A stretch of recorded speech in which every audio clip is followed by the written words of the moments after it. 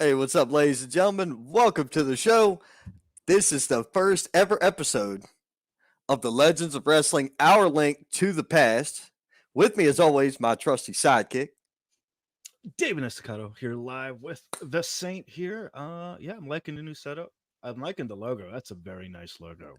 You did a very good job on that. I appreciate it. I had to cut it a little bit and crop it to make it fit, but it I works. figured It I worked. again I can redo it again. Just kind of have it there ready to go. I Um, appreciate it. But anyway, um, well, so Legends of Wrestling, our link to the past. Yeah, that's the point. Is we want to bring in legends from the past to talk about the past honestly, openly, and everything else. So I know we have two people that are going to be on here with us tonight. One of them is no longer backstage. He will be back momentarily. But for now, allow me to bring to you. Oh, he is here. First off, we're going to bring in the manager of champions from Stranglehold Championship Wrestling. We're going to bring in Mr. Eric Nelson. Welcome to the show, sir. Thank y'all for having me tonight. Good to see you guys again. Always a pleasure. My two favorite commentators in the whole world. I'm really not that great of a commentator. I do better with the ring announcing, but I appreciate it anyway. And the legend himself, who is joining us tonight for this very first episode, we're going to bring in Sergeant Buddy Lee Parker.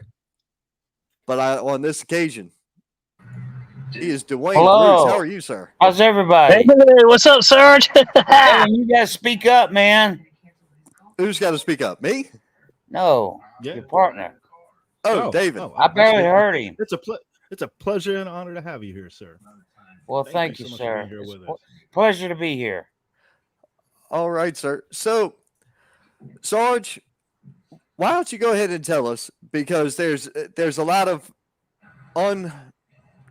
incomplete truths out there on the internet, and nobody likes incomplete truths. I want to know the real deal. Okay. When did you officially start wrestling? Well, I officially start with Deep South Wrestling with Jody Hamilton and Nick Patrick. I worked a normal job, construction, hanging sheetrock during the day. I went to school 3 nights a week, and then on the weekends I was wrestling before I made it to the NWA. All right.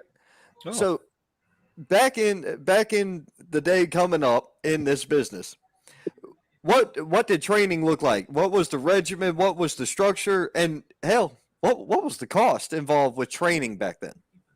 Well, it was $3,000. The same thing it was for the Powerplant. And I did a lot of Hindu squats, same as stuff I brung to the thing. Some of it I stole from football, some of it I stole from different sports I did. But really, the training was pretty much the same, just about. Now, there were some differences, but the training was pretty much the same as I did when I trained to be a wrestler. I believe it or not, I had my first match in 3 months on TV with Jody. So, I miss him. God bless him. We saw Nick this weekend, so at a show. So, yeah, everything's good. All right. So it was $3,000 to train back then, and we're talking what, 70s, 80s? We're talking about 80s. Okay. And in the 80s, $3,000 was a lot of money. $3,000 is a lot of money now. Yeah. Yeah. It's a lot of money now. Right. Well, it's a lot of money anyway. So, yeah, but you don't go for what you need. You go for what you want. That's a fact. Does that make a sense? Yeah, I like y'all? that. Yep. Yeah. Yes, sir. I love that. You don't go for what you need. You go for what you want.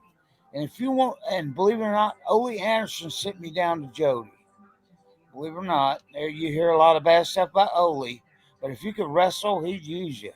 So, so he actually sent me down to Jody, and well, it was either that or what's his name, Ted, whatever, and it don't matter. But I didn't go there. I went to Jody's Hamilton School, and I went to him. Start with just to look and see what's going on. I was in shape anyway. Don't get me wrong. I was in shape. But I saw all the Hindu squats and all that. So I said, Jody, look, I'm going to come back to you. but I'm not going to join tonight. He goes, why not, kid? I said, well, I need a little more training. So I went and started doing with a construction job, everything. I was doing Hindu squats at night when I was at home. I was doing Hindu squats during lunch. I was doing Hindu squats during break and push-ups. Uh, and that's same thing they do in Japan. They do the deck of cards. I don't know if you ever heard of that. Uh, Can you elaborate on that, sir? well, the deck Uh, of cards are red. It's push-ups. Black is squats, but it's double. So, like when I went to Japan, they had few workout centers. So, like on the different places we went, we did the deck of cards. I used to do 2 deck of cards at one time. So, yeah, and I did it with young boys over in Japan too. So, that may put me in a different level than my partner Dale, that was as part of state patrol. Uh, I was all of a sudden I was in the main events with Dr. Jeff, Steve Williams, Terry Gordy, Stan Hansen, which got us over there. And my partner was wrestling like first, second match, but that's okay. I mean, that's my partner wasn't used to doing all that. I mean, he stayed in shape. Don't get me wrong. Well, and I've done that all my life, so pretty much since I went to yeah, school. I've heard of that deck of cards that they call like the Gotch Bible. The Gotch had like a Yes, variation of it, exactly. but yeah, Yeah, Right. exactly. man, those Hindu squats are no joke too. They'll No, they're no they'll joke worry. because when you go No, down, you throw your hands out. Yeah, you get on balls of your feet, which gets your calves, your hamstring, and everything else. And I make them scream what number it is. So that uh, they exhaling air and inhaling air. It makes your lungs expand and contract. So there's a lot in Hindu squats that people don't realize that happens. Yeah, you're doing Hindu squats and you're doing push-ups in between. So you're up and down all the time. So which changes your whatever card you turn over. So Right. Now, going to catch up on a couple of comments real quick. Luke Thompson chimed in to say, "What's up, all? Hey, what's up, Luke? Hey, Luke, what's up, buddy? Yeah, that's one of the graphics designers that is used by Stranglehold and many other people. Man, he puts out some awesome posters." that's Christopher awesome. Burton hmm chimed in to say, "The deck of cards, you work through the whole deck." Chris, Eric knew the answer. He wanted him to elaborate so that way the crowd knew the answer. That's Yeah, what Correct. that was. I went through the whole deck, and like I Right. said, in Japan and stuff, we went through 2 decks. We Wow. mixed 2 decks together and go jeez, through that. And we're doing it on the ferry going across, to the northern islands and stuff, in Japan. And, they had gyms. It was like in Tokyo and the main places then. They didn't have gyms everywhere like they do now, probably. So, yeah, was doing that to stay in shape. And I guess I made an impression with them because I was doing it with young boys. So Speaking of which, I had a nice little meeting today that I'll get into later. Sarge and Saint both know about this, but I'm about to start a revolutionary new form of training for the wrestling world. So this will be on another episode. But I wanted just to go ahead and sweeten everybody's appetite with that one. Yeah, there's a lot to unpackage with that because we spent probably 45 minutes on the phone and it was like, look, we got to get to the show, but we'll get back to this. Absolutely. So Few things to what work else do out, you need about and that? then we'll work it out. that's right. But All man, right. you were you got into WCW in '89 according to this.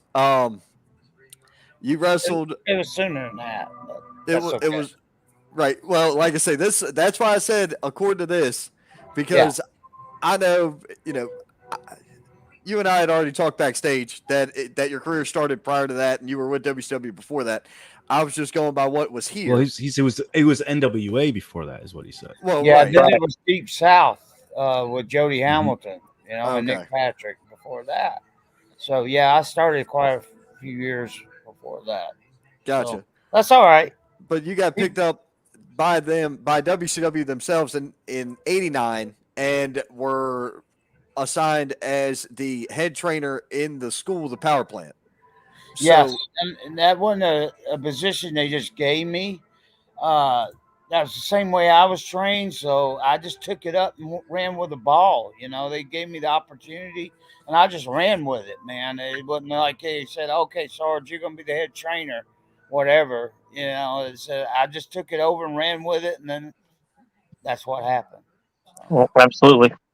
right now, I can remember seeing video from the '90s with you in it in the power plant, and it Same. was and some of that stuff was very few and far between. We get yeah, to see it more now because of the access to the internet that we have. right. But back then, people didn't really know what went into it, and you've had quite a few, you know, legendary or Hall of Fame caliber talents come through that center. About 120. About 120 Hall of Famers 20. or Yeah. 120 legends. Yes. Wow. Not counting Tori Wilson and the girls like I trained, Nitro girls, they try to get me to train and stuff. But yeah, I mean, you can go to WCW, whatever, the power plant or whatever, and they'll show you all kinds of people I trained that was in like the middle position, was in top position, like Bill Goldberg, Dallas Page, Kevin Nash, the Giant, Triple H, also. There Scott was a lot Hall. of people don't realize like Mongo Michael I trained, Kevin Green I trained. You don't know these people that I'm talking about, football players. So yeah, and I trained Bill Kazmaier. I worked out with Dennis Rodman and different ones that came through for pay per views and stuff. And a lot of the things that like was filmed for the pay per views and stuff was shot at the power plant with me and like three other students. So we did a lot of the intro for us, they showing for the pay per view. We did a lot of them at the power plant. Very cool. Um, so there's a famous story out there with you and Dave Batista. Yep. What happened with Dave Batista? Okay, this is what happened. Okay, and he come to me. He was in a bar making $100 a night. Okay, that's fine. Okay, but at that time, WCW wasn't looking for, okay, we're going to develop people. Okay, like Vince did. He sent them to Ohio Valley, whatever, and developed them. WCW wasn't doing that. They were looking for stars and people could make a splash right from the get go. So, plus back then, TBS was drug testing. Like, uh, well, probably everybody they knew would pass. So, but anyway, yeah, he come up and went through the power plant. Yes, I made him throw up, wipe up the throw up with his shirt and put it back on, just like I did everybody. I had him do, "Sir, I'm a dying cockroach," all that, and then cuss him out for doing it. But yeah, it's all the deal, man, because you want to motivate these guys to go beyond what they can do, because that's the ones that are going to tell you they're going to make it, So you got to have heart, okay, in this business, and you got to have intestinal fortitude. So if you got both of them and some ability, I could get around everything else pretty much for the most part. Some of them I couldn't, some of them I did. But Vince did the smart thing. He signed him up and went to Ohio Valley, and wrestled, and he's like married to somebody. That's what we used to call when somebody like I was married to Brad Armstrong a bunch. Uh, but it was a great baby face. I don't know you about the Armstrong family. All of them are great wrestlers at one time. So anyway, yeah, that all happened. It's all true. He's knocked me for it for as long as he can do it, and he's gonna keep knocking me for it. But to hell with him. Same with Bret Hart. Bret Hart knocked me for fucking Bill kicking him, and that pay per view. I'm like, dude, you're from the Hart family. You don't know this guy is 289 pounds, getting the biggest push that anybody ever got in their life, even over Hulk Hogan. Nobody's done the damn the rain and all that stuff that he got out and breathing out the smoke and all that stuff, and you don't know to get your hand up. That's your fucking fault. So that's my debate on him. I didn't know if we were going to make it that far, so I just mentioned it right now. Oh, you're good. Yeah.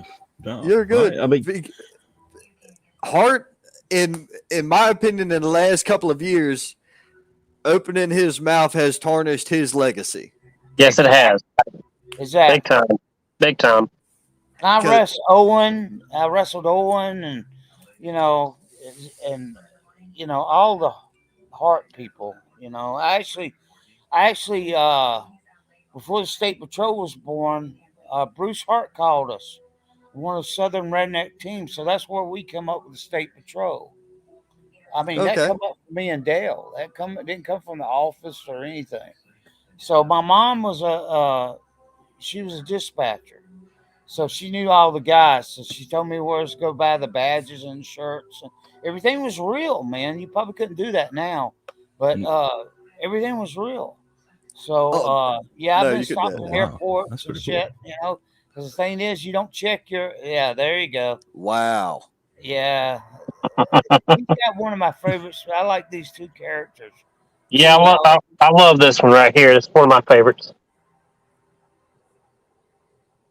Shoot. But so And you if and you want him, any of these pictures, you can contact Eric and get them sent to you and Pretty work dope. out the deal. So Absolutely. oh, I'm sure.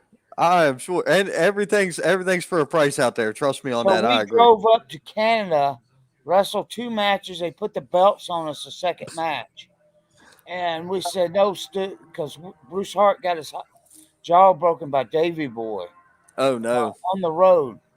So we went to Bruce, and he goes, "Well, it's not what you make; it's what you save." And they promised so much American, and he's promising so much Canadian, which is at that time was like 40%, whatever. Uh, so me and Dale wrestled 2 matches, gave them the belts back. We are supposed to have been going to Edmonton, Canada. We went back through. We didn't call him till we were in gosh, in Northern America somewhere. We called him and told him we weren't coming to the matches. And we drove up there and back in a week and had 2 matches. Because we knew what they were going to pay us. We're going to be broke in a couple of weeks. Right. We didn't make it on that, So Absolutely. let's go home, And Davey Boy brung it up one time. We was doing the Legend show at WCW, and Stu was there, and he got, I was working out really heavy then. I was about 248 at 8% body fat. And he goes, Jacked. yeah. I got a picture somewhere, but it don't matter. Stu was looking at us and shit. And he goes, "Stu, don't you remember they came up as State Patrol and shit?" I was like, "Dave boy, thank you very much." It's draw us heat right away. So anyway, that's one of them. Oh yeah. The one with the United States flag. I gotta get some more. I gotta get some more out of those stars. We sold out. That was the Oh, one. That was the one I think I used for the announcement for. That is correct. That's Yes. that That is one. correct. All Yeah. right. Let's see here. I may. And then I don't know if people know, but I made 3 video games with EA Sports in Vancouver, Canada. Yeah. Tell me about this. Yeah, Okay. Because I hadn't heard until you said it earlier, and I'm like, wait a minute. Yeah, I made 3 video games with EA Sports in Vancouver, Canada. Wow. And I did all the mocap work, and I did it with the people out of school, because damn office wouldn't send me no damn real people. So they did when we were launching the video game. They sent me Bill. I don't know why they sent me Conan. He's a shits anyway. But, well, he is. He's shits from the beginning and shits to the end. But I heard he's doing bad health. I don't mean nothing by it, but he's a shits. Anyway, they sent me up there, and I was with Ted DiBiase. I took Bobby Eaton because they said they were going to fire him. So I said, no, let me take him with the video game, thinking he could do some of his moves that he used to do, and some moves like Singer Splash and shit like that I thought he could do. And mentioned Stinger Splash. He went to do it to me, and he ran. We were wearing Velcro suits and had motion capture balls on us. Right. So he ran into me and jumped up, so it scraped my face and skinned my face up, and I started bleeding. Oh. He goes, "Goddamn, Sarge, I jumped as high as I could." I said, "Your feet never left the ground." You know, the whole studio broke out laughing for about 45 minutes. We had to stop and everything. And then his job from now on was to go to see what was for lunch. You know, Damn. Oh, and then he man. used to bitch at me because I'd book us up high, you know, facing the bay. I want to see the cruise ships coming into the bay. I want to see the planes taking off and all that shit. And he goes, "Goddamn, Sarge, what if we have a fire? You know, what are we going to do?" I said, "Damn, Bobby, don't worry about it. We're okay." You know, but Bobby was a funny guy. He's a great individual. People that don't know him know him. He was a great individual for as being a person. For as being a wrestler, he was a great wrestler. You couldn't tell what he was saying. Uh, I believe that. Okay, Bobby, I think, you know, but it's okay. You know, I had really good experiences with him myself. I couldn't have asked for better. That was my son that went by. So There you go. we got a full But- house here, man. Hey, I understand it, but here's that picture of you were talking about. Yeah. Is this one with Yep, the red that's flag? it. Yep. Yeah, I like I'll get some more of those up real soon, gentlemen. Gotcha. Yeah, I had to go through and snag that one real quick. When Eric sent it to me over the weekend, because we've been planning this show for 6 months. I think we announced it 3 months ago. Yeah. Okay, that sounds about right. And then we waited until I was good after surgery right here, and you know, David was done with his personal stuff, and we were trying to make sure. Mouth? No, I had wisdom teeth removed, Oh, gosh. and man, I had blood running down my throat for 3 weeks because they damaged the my God. membrane up here in my that's sinus. worse. It tore me up. I couldn't Oh, yeah. announce for nothing. My voice was shot. It was just Oh, bad I've time. had that I can't too. announce real good anyway. But And then of course we had my hospital stay. yes, yeah. And so, man, and shoot, one night I was driving from Texas when Evan, I called speak him. up, man. I mean, You know, he's a yeah. talker. Start talking. Well, see, we actually got some questions here. Yeah. Okay, here, go Ron, ahead. before you go on your Yeah. tangent, because you're about to go on a tangent. I'm like, I'm going to stop you right there, Ron. that's Nobody what I cares do. about you driving this way or this other town back in Maryland and the crabs in go. Maryland. We want to hear from the Sarge. So I'm going to go from the questions for the Sarge There you here. go. Actually, it's a pretty good one. Who is your favorite and least favorite worker? That it comes from Kylan. Yeah, Kylan Disney. Well, at one time I had Bill Goldberg, the Giant. I don't know if you heard of a guy named Ron Reese, was a Oh, boy. 7-foot guy. You know, I had them all at the same time training probably 20 other pies. I was jumping 4 rings all day long from the beginning to the end, you know. So, my favorite probably had to be Bill because I knew probably after the first day that he was going to make it. He did Hindu squats, don't get me wrong. He did everything that was, I mean, shit. There ain't no holding back on Bill. So, and then my least favorite, gosh, that's a hard one because I had so many, man. I mean, Hey, you have a long you list don't of understand. We'd have people. 30 something guys, and you know, by the lunchtime we'd have 10. By the second day we'd have 4 or 5. By the third day we have 3. Yep. That's how it went. Sarge, quick question. In today's era, who would you consider a larger than life character like they were back in the day? Yep, that was the next question we were going to bring up. Daniel Bryan, the Dragon. The American Dragon, Daniel Bryan. Yeah, he's probably the best wrestler, I think, in the business right now. For his talking, for his wrestling, for his, you know, being technical, being different than everybody else, and everything, I think he's the best. Okay. Wow, cool. Yeah.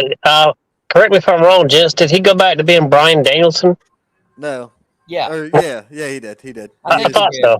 I thought he went back to his I'll Olympics be name. hard. Yeah. I'll watch it. with AEW. Yeah. Right. And then, well, this was that question from Luke was for the whole panel, actually. So Eric, you can answer that as well. Well, I gotta tell you, larger than life characters. Everybody was so unique back then, but I would have to. I would have to go ahead and second what Sarge said because Brian Danielson, the American Dragon, is the total package today. He is. Because most of these guys are so boring, it's like watching paint dry. I mean, that's the seriousness of it. And they do planches on the outside, you know, and everybody gets blood, whatever, you know, that's okay. Yep. Well, that's you know, that's back in the boxing day at matches. TBS, we couldn't cuss. We could cuss. I mean, we couldn't. You know, I think "damn" was the biggest thing we could say. Right. You know, because Turner, you know, he's a family channel and all that stuff. I don't know how they're getting away with it now. I guess they're giving them leeway. Because I just want to illustrate this. I want to add this real quick, guys, and then I'll shut my mouth for a little bit. I go out as a promoter on the streets and I ask everyone I see, "Are you a wrestling fan?" Well, I was, and they cannot name the last 5 televised champions of the major brands. They can't name them because they don't know these people. Back in our day, we knew every single wrestler out there. It was just that simple. But anyway, that's my soapbox. Well, the thing is, you know, I used to go to CNN when we were at the 3rd and 4th place and pick up videos for people to watch. You know, absolutely. Went. So, yeah, I made people learn the legends of wrestling. I made them learn who the announcers were. If you didn't know who Gordon Sully was, I'm gonna make you do plenty more squats.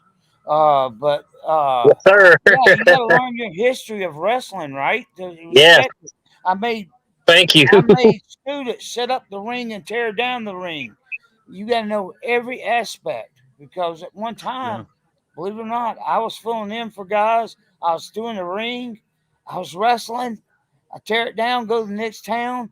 You know, I made a lot of money that way. And then Mike Sanders and a few others that I took learned from me. You know that hey, yeah, time you do this, that, and the other, you made a damn great payday in a day. You know, $1,500 is $1,500 or whatever, but right, or more than that. You know, I was talking about the guys that I brung into that part of it.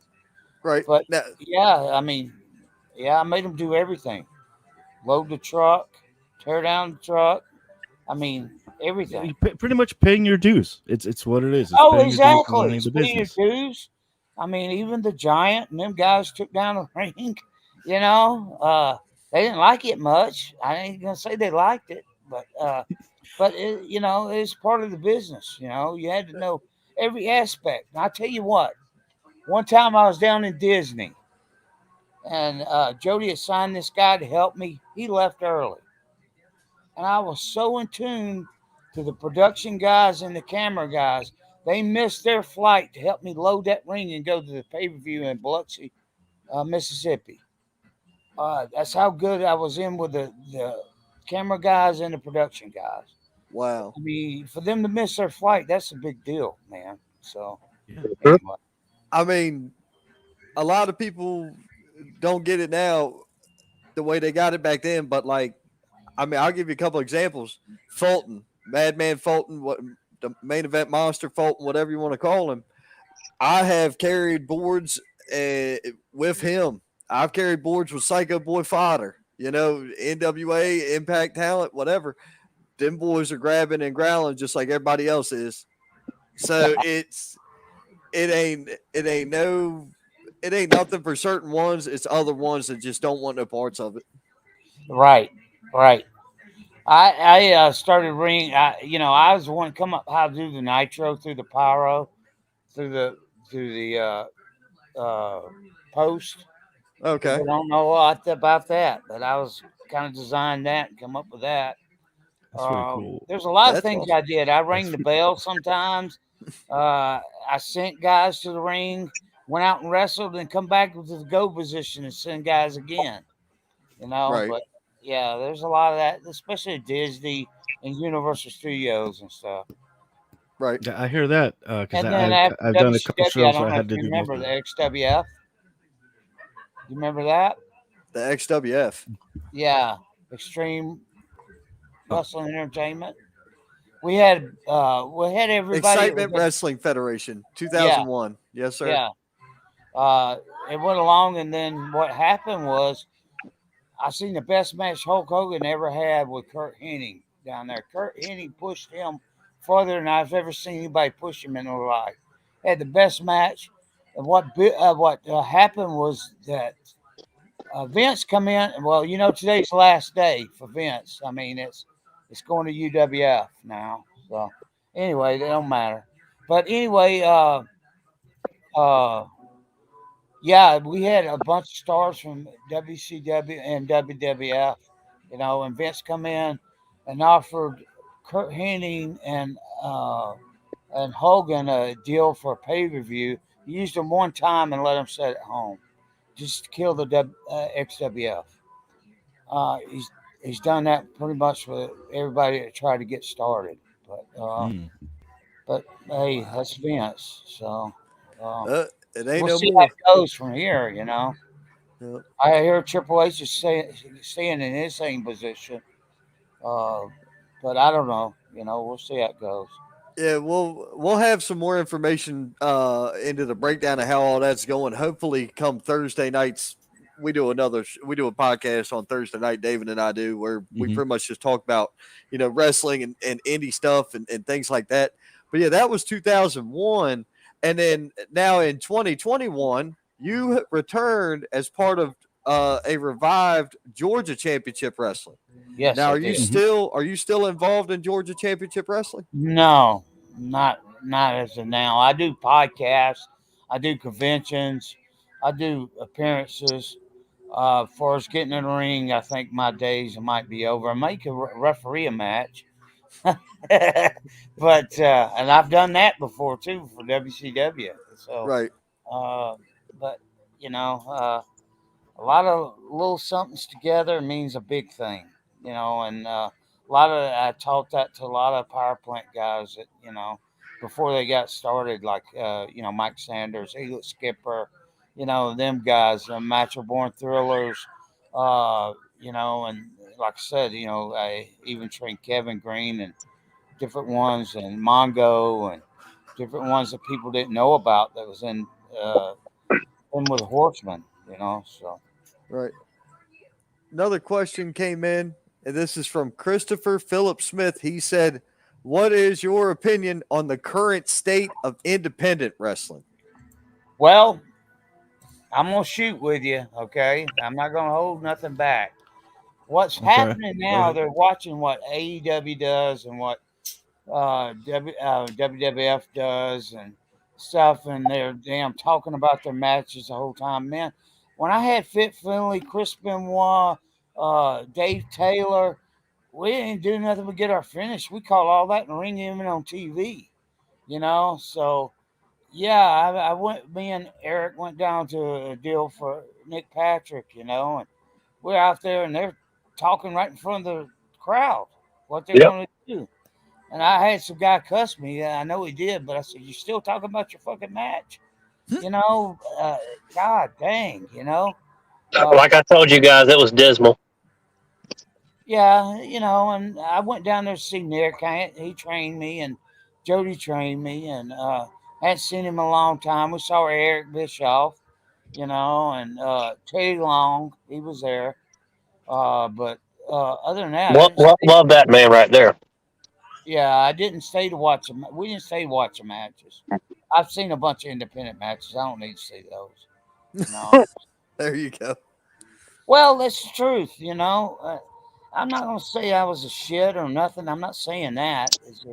I'm saying I've seen all aspects because I did independence, and even then when I worked Deep South, I did independence also when I was at WCW. Just to make extra money around. And you know, it's just totally different these days, man. The guys don't respect the business. We got there, the ring was still being set up. Mm-hmm. Damn, the ring been set up 2 hours ago. You know, first thing I did was went and looked underneath the ring to see what it's built out of. Eric can contest to that, but Mhm. Eric can't test to nothing because he's stuffing his face. Yeah, you we saw stuffing that. his face? Damn. Well, well, You know, if you guys really want to, hey, if you guys really want to, if you guys really want to pull my cord on that opinion, hold on a second. Hold that thought. Eric's trying not to choke. Okay, yeah, Seriously. he about to choke on us. Don't die on us, man. Yeah, don't die on us. Ain't nobody Now- gonna give you mouth to mouth. You just gonna have to die. Now it's just I'm just joking. here's what got me. I put out enough notice that Sarge was coming to this event on his own dime. Mm-hmm. The friggin' announcer didn't even announce he was there. Nobody acknowledged him except some other podcast. Nobody shook hands with this man. Nobody showed him any respect. And it was just, another reason. it was garbage from the start. It was Yeah, nothing but it was nothing but drama, drama, drama. And to see the legends in these capacity in a backyard wrestling capacity made me sick to my stomach. You know, I've set up conventions. You guys know about that because y'all were there. You guys have all been on conventions with me where thousands of people, hundreds of people, where we were making money hand over fist. And it was reduced to that. Well, Nick is doing what he can do, so I mean, give no him problem with pass on him. that. No problem with him. I'm talking about the rest of them. It was drama, drama, drama. Yeah, it was drama, and That's all it was. You know, and I got to talk to the people I got to talk to. You know, and that's Yeah, what I was same. there I mean, for. same thing. You know, I had a couple guys who were with us. They didn't even get acknowledged or their hands shaked. I'm like, you know, professionalism is a lost art in this business. They say professional wrestling, the professional part's gone. It's just wrestling now, if you want to call it that. Well, it's a high spot. Yeah. I mean, nobody works holes anymore. Man, when I wrestled Steve Regal, it was like a night off. Because, I mean, we didn't know anything but our finish, man. We just wrestled, you know, and Yep. did it in the ring on the fly, you know. And a lot of, you don't know, I used to fill in for a lot of guys at WCW. I had to fill in with Conan a lot of times. With Cactus Jack and stuff. I got dressed in a taxi. I got a van on purpose so I can get dressed in the taxi, and got there and threw my bag against the wall and went straight to the ring. Never Wow. talked to Cactus Jack. Never did anything, you know. But I fell in a lot of spots where people weren't going to make it and stuff. But and they called me at the last minute. My bag was always packed. Everywhere I went, I had my bag with me, except for Saturday. But I wasn't planning on doing anything Saturday. Well, no. I mean, we went to try to spread some goodwill and, you know, be ambassadors to this business. And what were we there? Maybe 40 minutes, and then we got out of there. Yeah, we may have been there a little longer, but you know, it seemed like forever. But Yeah, I mean, it wasn't that long. I mean, we pretty much saw what we had to see and did what we had to do, and we got out of there because it was just not a good setting. Not at all. well, I think he sells them shows, you know, to Well, okay, yeah. Car Lot and to the barbecue place, and he sells them shows. So if he gets the guys, if I was calling it a favor, I'd call in a wrestler. I wouldn't have called in Eric Bischoff or Terry Long. I love them two guys. Don't get me wrong, because I trained. What's his name? The karate guy. Ernest the Cat Miller? Yeah, I trained him too. Mhm. So, you know, I'm friends with Eric and whatever. But I went down there just to see them guys, you know. But, Yeah, exactly. But I think it was a Bolt show. So It had to have been, honestly. yeah. So, you know, I think it's gonna be a fourth one's gonna be on October 1st. But he's doing the best he can. That's all I gotta say.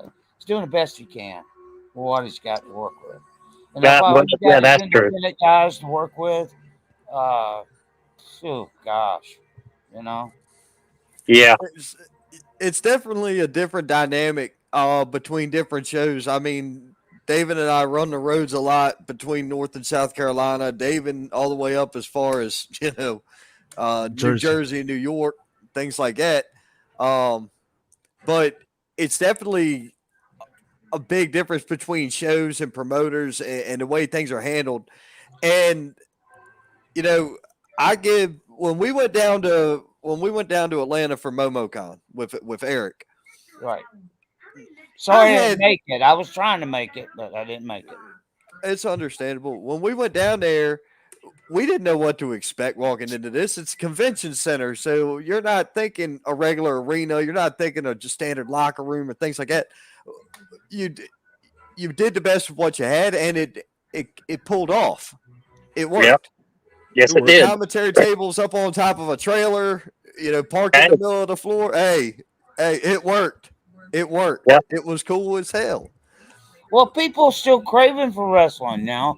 I think they're used to watching what they're seeing, but yeah, I think wrestling makes a full circle. I mean, you're not going to get Yeah, back I to the agree. 80s, but you're going to get part of the 80s. Right. Absolutely. It's been ebbing and flowing, and I think Right. and I say this a lot on air with Ron is just I think it's reaching its peak where like you have wrestling almost every night now. That's true. And, Oh, yeah. and you're having saturated different, with wrestling. About too much wrestling. and that could be a good thing or a bad thing. That could be a bad thing.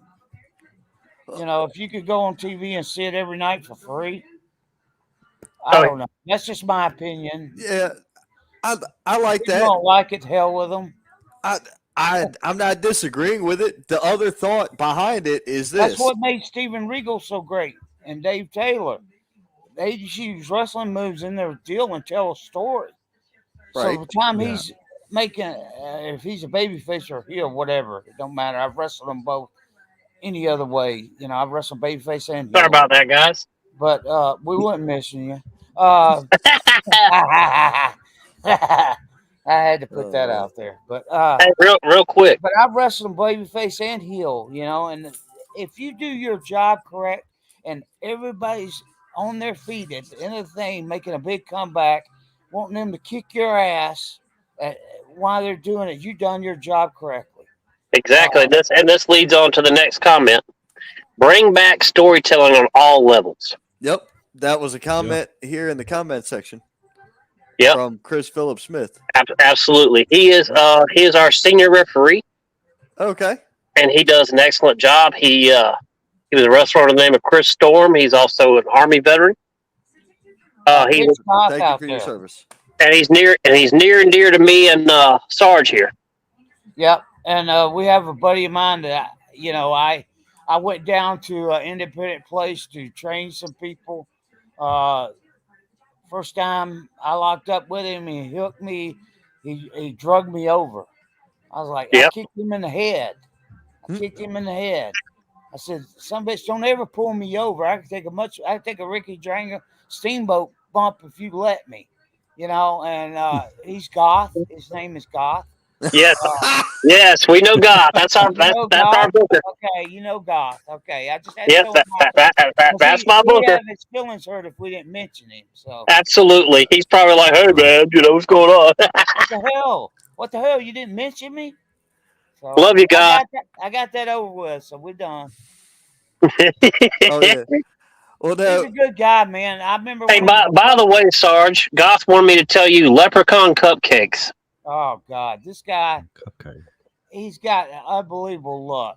I did the leprechaun gimmick. That was Jimmy Hart's and Kevin Sullivan's idea. That sounds about like something Kevin Sullivan would say. Yep. Yeah. And it's for me beating the hell out of Chad Brock, who was a country music singer. I pretty much the only thing he got was a small package, and I still beat him up all the way through the babyface walkway. I beat him. He even hit him after he went through the curtain. Oh man. I just got tired of putting Wow. people over, man. And I got a standing ovation from everybody from the dressing rooms when I got back. And that's when they come up with the leprechaun deal. So we're out in the middle of boom, whatever. I'm trying to hold my cuss words down. So we're out in the boom, whatever. I mean, we're in the woods. So this guy goes into the damn gas station. There's only one around for miles. And he finds a leprechaun cupcake and buys it and brings it to me. So, he's something else. And one time We were wrestling in Douglasville at the Armory. He got the guy make a sign of Leprechaun. So it was a 3-way match, but I ended up them 2 guys against me. So but I taught them a lesson. So anyway, but yeah, the good ribbon is part of the business. I mean, that's how we all get. That's been ribbon's been going on since wrestling's been going on. Oh, absolutely. Oh yeah. So that's part of the Do business. you have a You gotta have well a thick besides that skin. one? You got to know who's going to rib you. I was down True. in St. Martin one time doing the ring and refereeing. So after the matches, we went to the bar.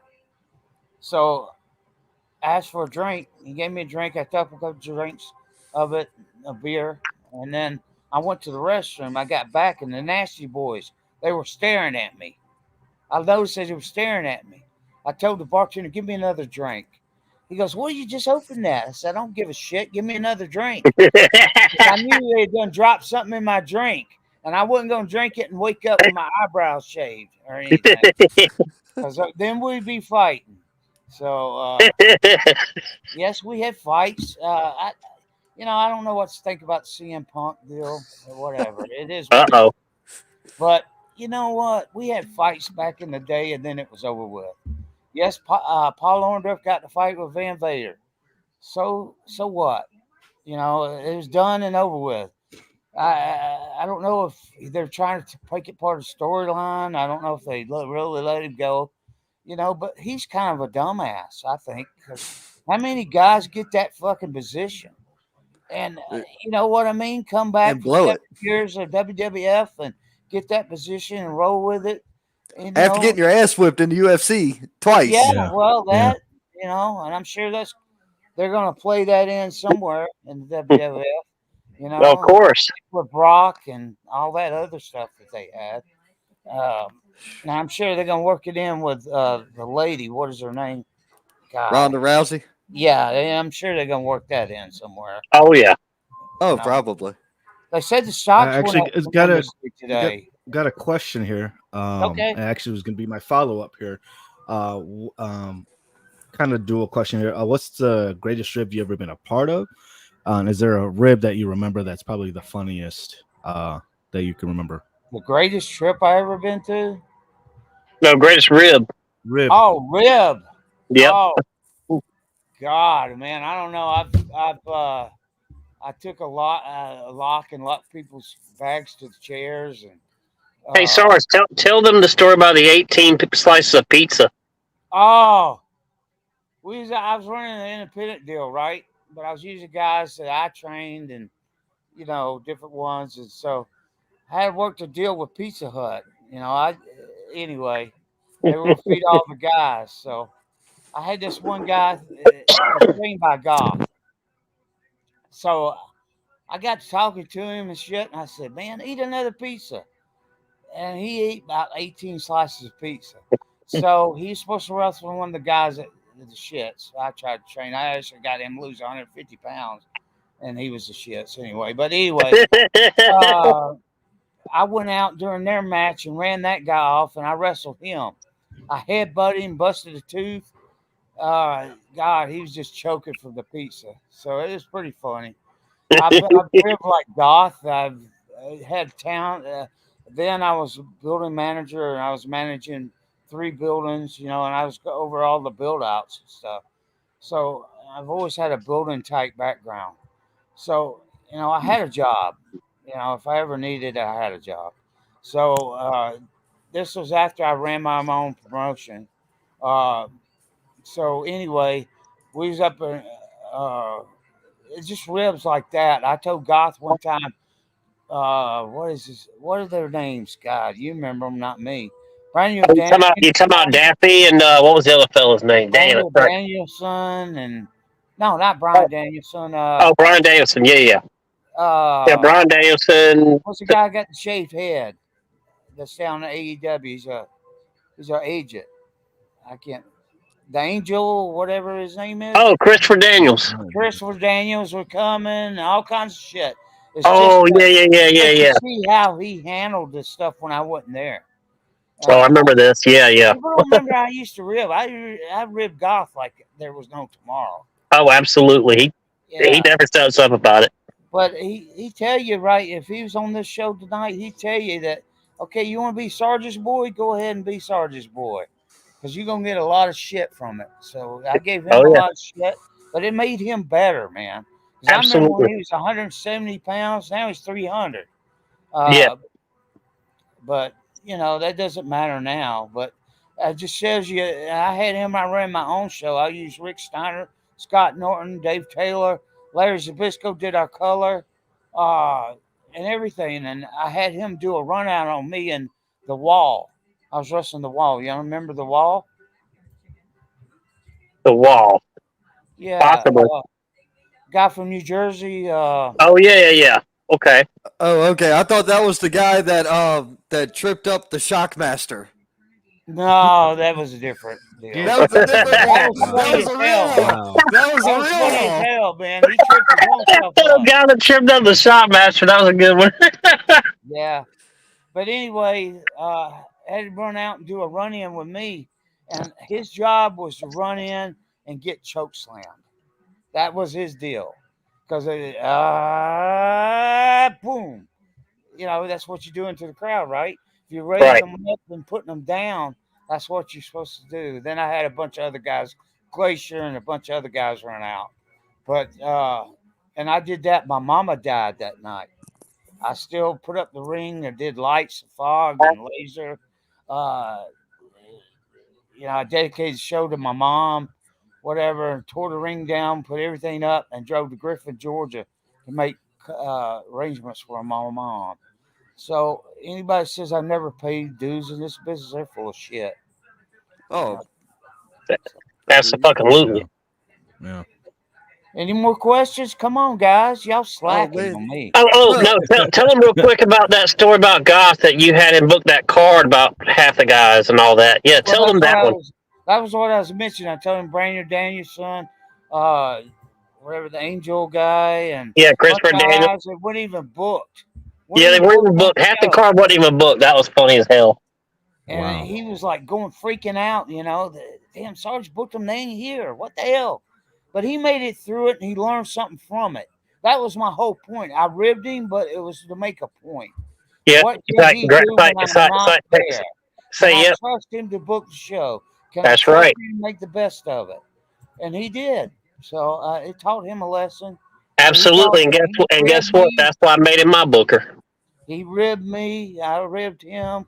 We ribbed everybody, So, yeah. Definitely. Jason Maples chimed in. He said, "Hey," talking about. Then he said he realized that you were from the power plant. I think you and Jason Maples know each other. Yeah, I Yeah. think so. It sounds familiar. Yeah, I know him. I can't pinpoint So him he right does this second, but there's a lot he does of Heroes guys. to Legends in Tennessee. Yep. Oh, Yep. Heroes to yeah, I Legends know what you're Tennessee. talking about. Yeah. Yep. Yeah. Yeah. Yep. Oh, And then, sorry. Our esteemed referee wants to know what would you say to guys wanting to break in the business these days? Best path. Okay. The squats wasn't just to punish people. And I told everybody in the power plant, if you can out cardio the guy, you can get your shit in.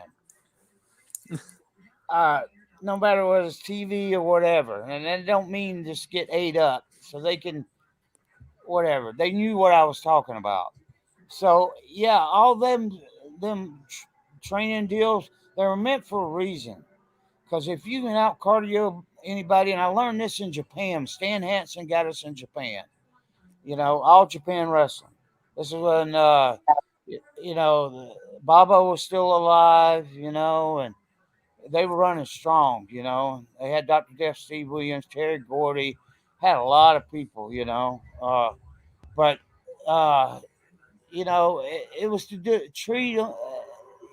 If you was not breathing hard in your match, you get okay. It may be a match, a dark match. It may be a dark matches in front of a crowd that don't get filmed before Nitro or before Thunder or before WCW Saturday Night or any of them other shows. Or it may be one of those, which I wrestled Bill probably 30 matches before all that, and I had him doing shit that I knew he would never do. He'd back me in the corner. I'd do a Carnage hike on him, push him. He'd do a back handspring and spear me as I come out of the corner. I knew he'd never do it, but you know what? I wasn't selling it to the crowd. I was selling it to the monitor because Eric Bischoff was watching that monitor. Okay, how much do I want to spend on this guy to tie him up and spend money on him to make him be a star? So I had about 30 matches with Bill before he ever appeared on TV with Bill DeMont. So, and I guess you know about Bill DeMont with WWE Oh yeah, he was training down there. and stuff he did down there. You know, some of the shit he was trying to rob from me and different other stuff. I don't let him forget it because I'm on the green room with him. So I put you in shit all the time. Give me 500 squats, Bill. And I do shit just to mess with him on a live TV show. So, yeah. But that's on awesome.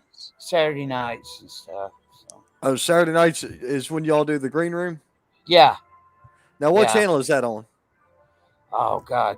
TKN, something like that. It's been on, it's revolved in so many channels now. I have to look. And I'll let Eric let you know when to tune into that. Oh, they have people from wrestling. They have people from the entertainment industry, actors, all kinds of people from basketball to football and different ones, you know, that they talk about stuff. And, you know, so it's a pretty interesting show. It's just not all about wrestling. You know, a lot of times it ends up that way, but right. you know, it just depends on how the show is booked and how many people are involved. And they got a live chat thing where you can go in and type your questions in like they do with y'all, and Right. you know, we answer them and whatever, you know. So I try to support them. We have a friend of ours named Mountain Man. He trained down at the Powerplant. His name is Cameron. I got to give him his plugs, okay? He does all the devastating things that happen for floods. He helps the homeless for feeding them, getting them shelters, doing all kinds of disaster relief funds. So I just want to give him a plug while we're here. I don't know if he'll see this. It don't matter if he does, but he does a lot of great stuff for Wave Cash. Come over here. Hey, there you go. He's good. Wave at him. That's my grandson, Cash. What's up, bud? Hey, Cash. Hey, bud. Hey. Good. How you Right doing? on. Ask him. How you doing? Doing great, man. He's not going to be a wrestler. He's not going to be a He play wrestler? basketball, baseball, and last resort's football. Oh, okay. Oh, wow, nice. Yeah, keep him away from You the know, concussion basketball, territory. you know, Yeah. you can get a long career without getting injured. Yeah, baseball too. Baseball too. Yeah, keep him away from a hockey rink. Oh yeah, he's not gonna play hockey. I've wrestled in a bunch of hockey rings. They were practicing before we was. I actually wrestled Bill up in the Boston Center one time, and they had a hockey game before us. So you can imagine how bad it was to get in that arena, man. Hockey people leaving, wrestling people trying to get in and stuff. I wrestled him in a dart match. I tore my Achilles coming off the top rope onto him. Boy, I hurt for a long time after that. I was in a boot for quite a while. Still trained people, still did my job, you know, whatever that entailed at that time, I did it. You know, I was a TBS employee, so I got insurance and stuff, you know, which is great, you know, because all these independents don't have no insurance unless they buy themselves. Go ahead. I want to ask you a real difficult question because and I didn't even talk to Eric about this. So this is coming real hard off the hip, and there's going to be likely hurt feelings. No. In the I'll South, hurt their feelings if I have to. I don't care. In the South, there's a number of people who say Eric Bischoff is the reason WCW ended up failing in the long term. Do you agree or disagree with that statement? Well, I'm going to tell you one is before him. Vince Russo. I agree. 100%. Double agent. Double agent. Who's going to make Bill heel when it's working. If it ain't broke, don't fix it. That's it. So 100%. it was his idea to make him heel and shit, and you see how long that lasted. Yeah. So, I think him first, because I think he was getting paid by WWE and WCW both to come down and run our company down. I like him. He tried to put me over, and stuff, but I just got to be honest with people. I think he was a double agent. He got paid by both companies to run our company down, do a lot of stupid shit. And then Eric come in after him. Eric was at AWA. He was an announcer. And Right. then he was over merchandise. People don't realize this. He was over merchandise before that, before he ever came announcer at WCW, before he ever got control of WCW. I agree with some of the things he did. I disagree with a lot of things he did. And, you know, I tell you what, one time, because people could, they asked me one time, I told them, go find somebody that could do my job. Be right ahead. Find somebody that could do my job. Power plant, wrestling, building rings, putting them together, driving the truck, sending people to the ring. Go ahead and try to find somebody to do my job. And so anyway, Eric killed the leprechaun gimmick, which I can't understand anybody with a leprechaun movie would ever send anything in, but they did. When Sting was doing the crow gimmick, and I understand there's different levels right there. Okay, Right. so don't understand. Don't get me wrong, because we're at different levels. Right. So Johnny B. Bad doing, Little Richard gimmick. He was horrible when he came. He'd come through the power plant. I don't know if y'all know that. Mark Marrow. Mark Merrill. Yeah. Great. I did a thing broadcast with him. He goes, I mean, a convention with him, and me and him sat together talking about bullshit. He goes, thank you for my teeth, because I gave him a forearm and he moved his face over, and I nailed him right in the mouth, so he got some new teeth. And then I bitched at him, don't stop now, keep going, keep going, keep going. And he did. So Mark's a good friend of mine. Yeah.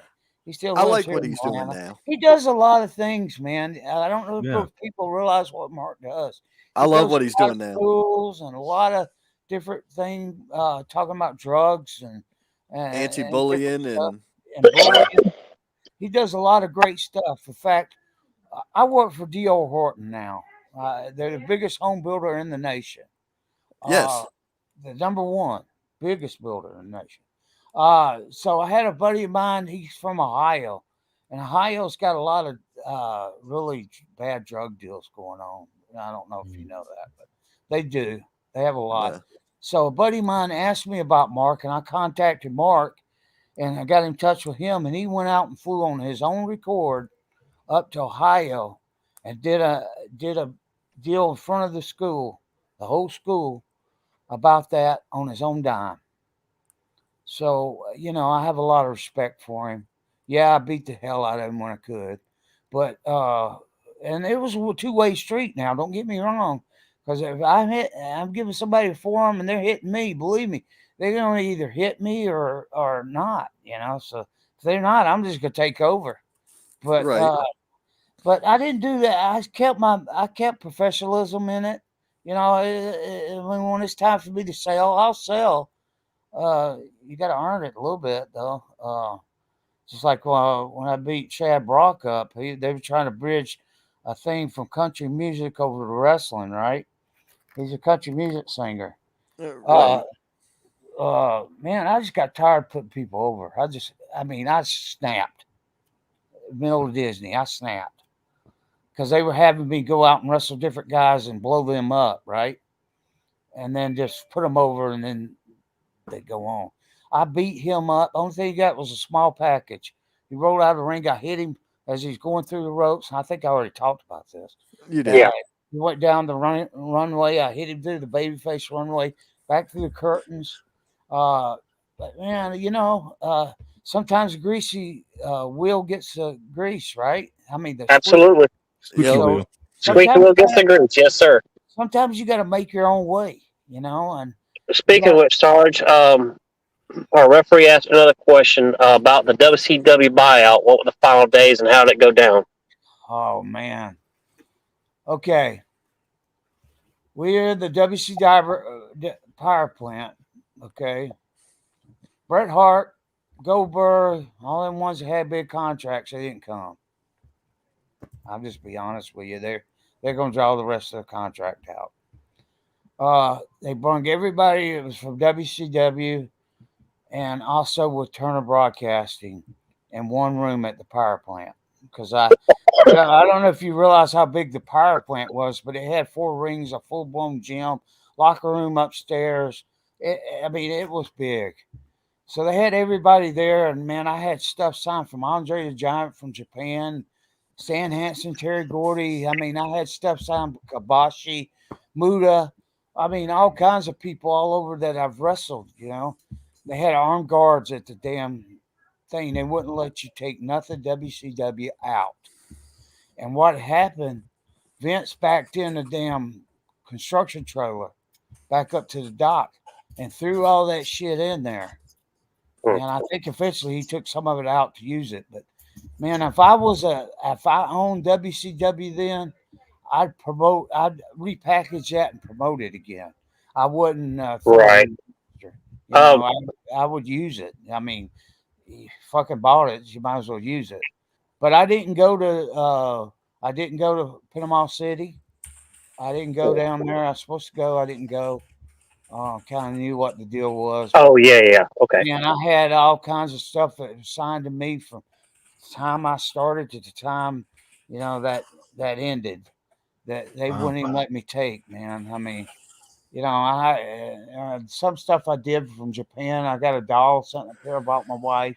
Pearls I bought my wife. I got stuff I bought my kids. I got a Ribeiro jacket back in my closet. I got all my gimmicks hanging in the closet too. I got Hmm. Sarge, Buddy Lee Parker. I got Jack Boot that happened when Waco happened, and then shit they killed that. Leprechaun, I still got that hanging. I was joking with my wife one time. I'm gonna auction this shit off online. She goes, "What the hell's your grandson's gonna say about that? What's your son's gonna say about it, baby?" I'm just, Absolutely. you know, because I rip her just like I do the guys, and I Because tell her, I mean, Ron, you were asking me one of the last times we spoke, what happened to all the rings in there after you watched that power plant video I showed you. oh God, You remember that? Yeah. yeah, they gave them rings away to people, man. I ain't gonna Yeah. lie Wow. about Yeah, Jody, but he um, got like 10 rings, a ring truck, sent it off and had new tires put on it, had the engine rebuilt, all that shit, then sold them later. Terry Taylor got some of them. I mean, different ones got some of them, and then they just left.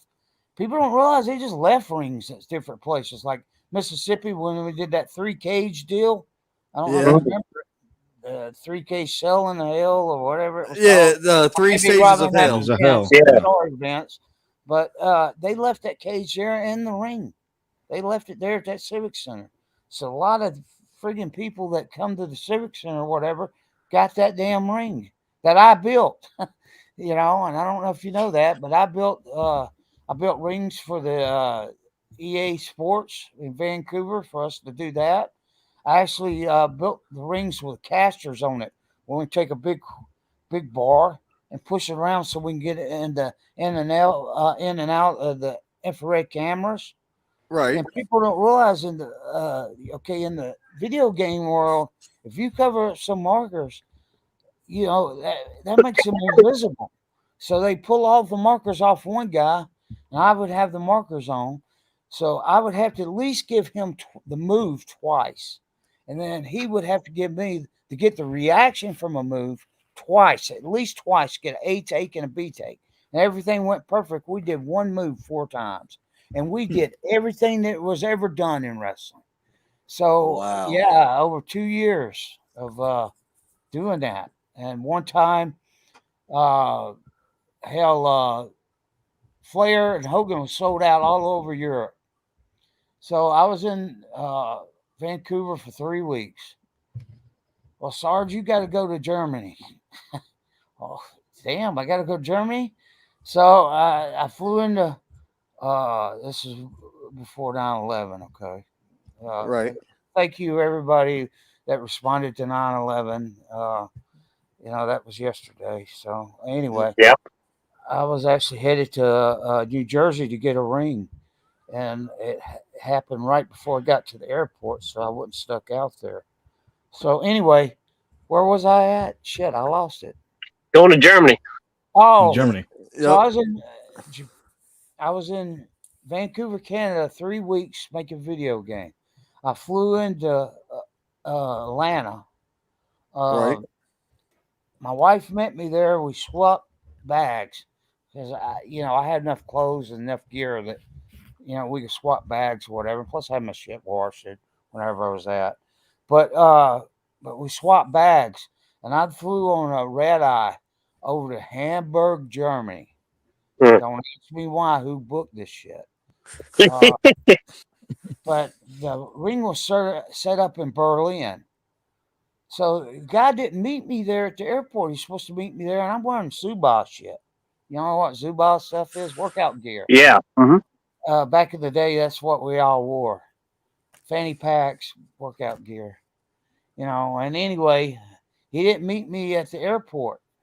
I was like, fuck, I got that thing. I didn't know a lot of German. I learned some of it before I went, just when I was in Vancouver, just learned enough to order food or whatever. So I pointed to my deal, said, take me to this hotel. So we're driving past the Hilton. He got me booked in a German hotel with agriculture is unbelievable. I mean, I love that. I mean, I took a tour around, just look at the agriculture of the buildings and shit. That shit was awesome. But I was a big coffee drinker, man. They charge you by the cup, Yeah. and it was different. And so I flew into there. The guy wanted to take me out on the town. I was like, shit, hell with that. I'm going to my hotel, order a couple beers and some food. I'm going to bed. So the next morning, we drove to Berlin. It was snowing, and they had the ring set up in the middle of the parking lot. So I had run the ropes, check the wells, say we're sending you this canvas, we're sending you these uh, uh, aprons, and we're sending you this. I'm running the ropes, taking bumps, all kinds of bumps, climbing the top rope, taking a bump off, doing everything that we would do in the ring to make sure the ring ropes didn't break and make sure we were sending them extra ring rope because this is when we're starting a giant and different ones. I used to have them fused together. I don't Right. know. They used to cable clamp them, but when it got to the bigger guys, I started having fused together. Same with the bottom ropes down at the bottom. Yep. I sent an extra stringer with them to go across 4x6s Douglas fir. Yeah, we had a couple metal rings we used, but yeah, people don't realize it ain't like WWE metal rings. It's Douglas fir we were landing on 2x8s. We're going across the ring, and a wrestling mat and a canvas. Yes, it had some give because it was 18 foot long, but it wasn't like a metal ring, you know. Now, when you say a metal ring, are you talking about like a metal decked ring? Yes. Well, a metal built ring that has still has the same 2x8s or whatever. It's gonna bounce a little more and give a little more, and all that. But when we started getting to bigger guys, I had to change that shit up because I couldn't have one break, and that's what I True. was there for Yeah. to check the rings out, make sure they're getting everything that we supposed to ship them, and everything. And then he took me back to the hotel and goes, "I'm gonna take you out." I said, "Hell with you! I'm drinking beers and eating I'm food." tired. Yeah, because next morning I had to jump on a plane, make the pond jump over to London because I had to check the ring out over there. So I get, it's like flying into New York and then having to go to New York, or flying in New York, going to New York, and then having to go back. Yeah, in the So Newark. Gotcha. yeah, and ride the train. Then you had to jump on the shuttle bus and everything, just get to the friggin' hotel. So I'm sitting down with my food. I hear this thing, Dwayne Bruce, you need to come to the front desk. Dwayne Bruce, you need to come to the front desk. I'm like, Shit, I'm trying to eat, man. So I went to the front desk. This is a guy, he's speaking English, but they're English. He going, hey man, mate, you supposed to be at this side of town. I'm like, nobody fucking told me. Nobody that booked me on that trip. Nobody, set up everything. Didn't tell me nothing. So I had to run upstairs, grab my bag, load with the stuff that I was going to write down and stuff that they're supposed to do and everything. So I jumped in a shuttle, rode it across back to the airport, jumped in a train, went across London to meet this guy at the train center. He parked his Range Rover around about 4 blocks away when we got there, and his Range Rover was booted. So we had to jump in a taxi. This is shit y'all don't hear. No. Taxi, went to see the palace, drove by it, saw it through a windshield, got over there, and actually had to set up in the Civic Center, thank God. Then I did all that, and I said, man, I gotta go. I'm going home. So I had an open ticket. I made sure they gave me an open ticket. So I left my normal clothes, and I even took my wrestling gear then. That's something you never do, leave at home. You take your wrestling gear no matter where you go. Because I feel there's so many guys that didn't make it to house shows or didn't make it to whatever. So anyway, I got to the airport and I said, I'm going home. I'm looking at the board. Looking at my ticket. And I was like, damn, I could go home if I didn't have the rest of my clothes was at the hotel. So shit, I damn jumped on the train, rode the tram over to the whatever, back to the hotel, and ate and went to bed, drank some beers, went to bed, got up the next morning, flew into from Hamburg into London into Atlanta, and went straight to a tryout. Jesus. Wow. Yeah, had 30 guys that day trying out, but there was a TV. Had A&E. People don't realize we had A&E down there. Good Morning America. A lot of people don't know that that we had people down there filming and taking shit. And I said, man, if you get my way, you're fucking out of here. But if you don't get my way, you can film whatever the hell you want to film. So it was a shoot. So when it changed from Jody over to the last facility it was trained, and then Paul Orndorff took it over. I didn't have a choice. I was told to go there. And we had a full-blown gym, and I got a little heat with Jody there for a little while, and I got it straightened out. But it's a lot of things that people do that people don't realize they're doing. And like I said, that time that I had the pay-per-view to go from Disney, the production guys and the camera guy stayed behind to help me load the ring so I could get in a damn truck and drive to Biloxi, Mississippi during college season. Football's going on. Try to find a hotel. Try to find a friggin' hotel. But anyway. Especially in the South. That's big here. It wasn't, see, well, I'm you're not going from by the South. Florida State. You're going by, you're going by everybody, So, I mean, I'd have to find a place, that was way outside the normal deal, Holiday Inn Express or something like that, but I was smart, man. I got paid a per diem for my money, okay, for my hotel. There you go. I booked me in if it had a gym that was close by and it had a Shoney's or a Waffle House next close by, believe it or not, I booked that hotel. And I would drive the green truck to go work out. And then eat and go to the building.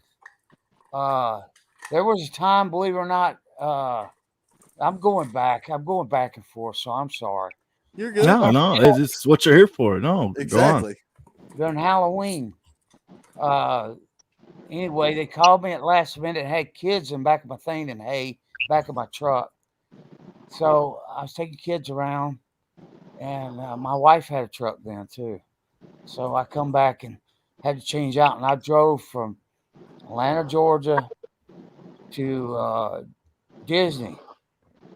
Ooh. And I didn't check in because I got there too early. So I went to the gym, Powerhouse Gym, and worked out, and then went back and checked in at a hotel. So yeah, I mean, after driving 12, 14 hours or whatever. But yeah, there's a lot of things I did that people don't even realize I did, you know. So, but that's cool. Oh yeah. Now, there's just a couple wrestlers that I wanted to hear what your take on them was when they were in the power plant. But before we get to that, Luke Thompson asked a question a bit ago that we're just now getting to. He said, if you did your own wrestling show, what are 3 to 5 indie guys you would choose to have on it? I'll be honest, it'd be guys I've already wrestled for them or whatever that promoted the show, or a guy that I saw that was great. And I actually got a guy booked at WCW, and he goes, "What if I have Vader?" I said, "Man, you know what the chances of you having Vader is? About 1,000 to 1." And sure enough, he had Vader. Oh, Vader, Jesus. Vader hurt him. Oh You know, he man. got paid for it, but you know, I mean, hurting your back is that's something that's going to haunt you the rest of your life. But I would use guys that, you know, I'd use guys out of the power plant. I would use guys that I've been to their shows and saw that they were damn good, or you know, were close to being good. I'd bring them down to the power plant after hours, had night classes, believe it or not, and show them stuff that I wanted them to learn so they could actually get a payday at WCW. So I mean, I use different guys. I actually used Jerry Toot was his name. The Wall. Me too. Jerry Toot. I actually discovered him out, and I did a show for Dallas Page up there, and I drove the ring up there and everything. I discovered Jerry Toot up there, and actually got him booked for a contract at WCW. Unfortunately, you know, he died in Japan, so they had to cremate him to get him sent back because he's too big. Damn. Yeah. So I mean, I've been through a lot, you know, and Well, Dallas Page is actually one of the people I wanted to ask you about. How was it with him in the power plant? well, I trained at the first power plant. I trained Kevin Nash. Second power plant, I trained Dallas. Hmm. Dallas, I'm gonna be honest with you. Everybody told him he was too old. Even I did. You're too friggin' old, man. You were a manager, announcer, whatever the friggin' hell you were at the AWA, you know, and stuff. But Dallas was assistant, you know. It's the second power plant. I ran him through hell, and then he got so I was making him do too many squats, so he got titanium knee braces out of it for WCW. But anyway, Dallas was all right. I came up with a lot of his moves. Jackhammer, I came up with Bill, and probably 60% of his moves he came up with. What made Bill was special was his shoot fighting and his amateur wrestling and stuff made him different.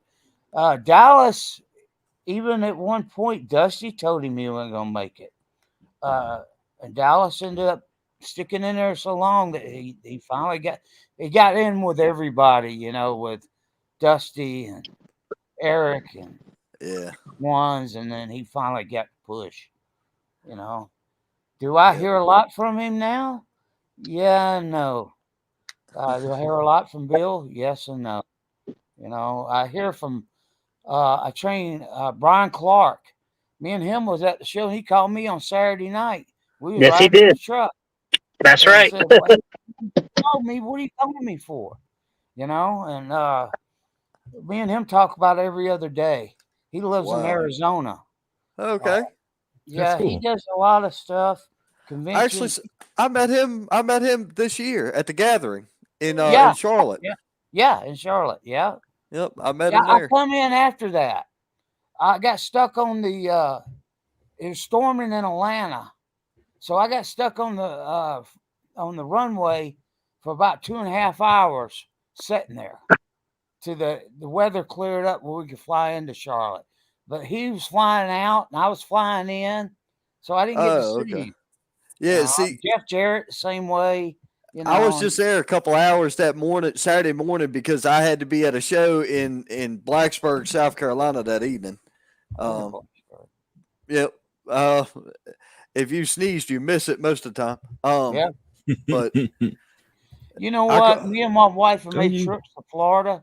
We rent a yeah, house every year and go down there, and it's got its own pool. It's self-contained.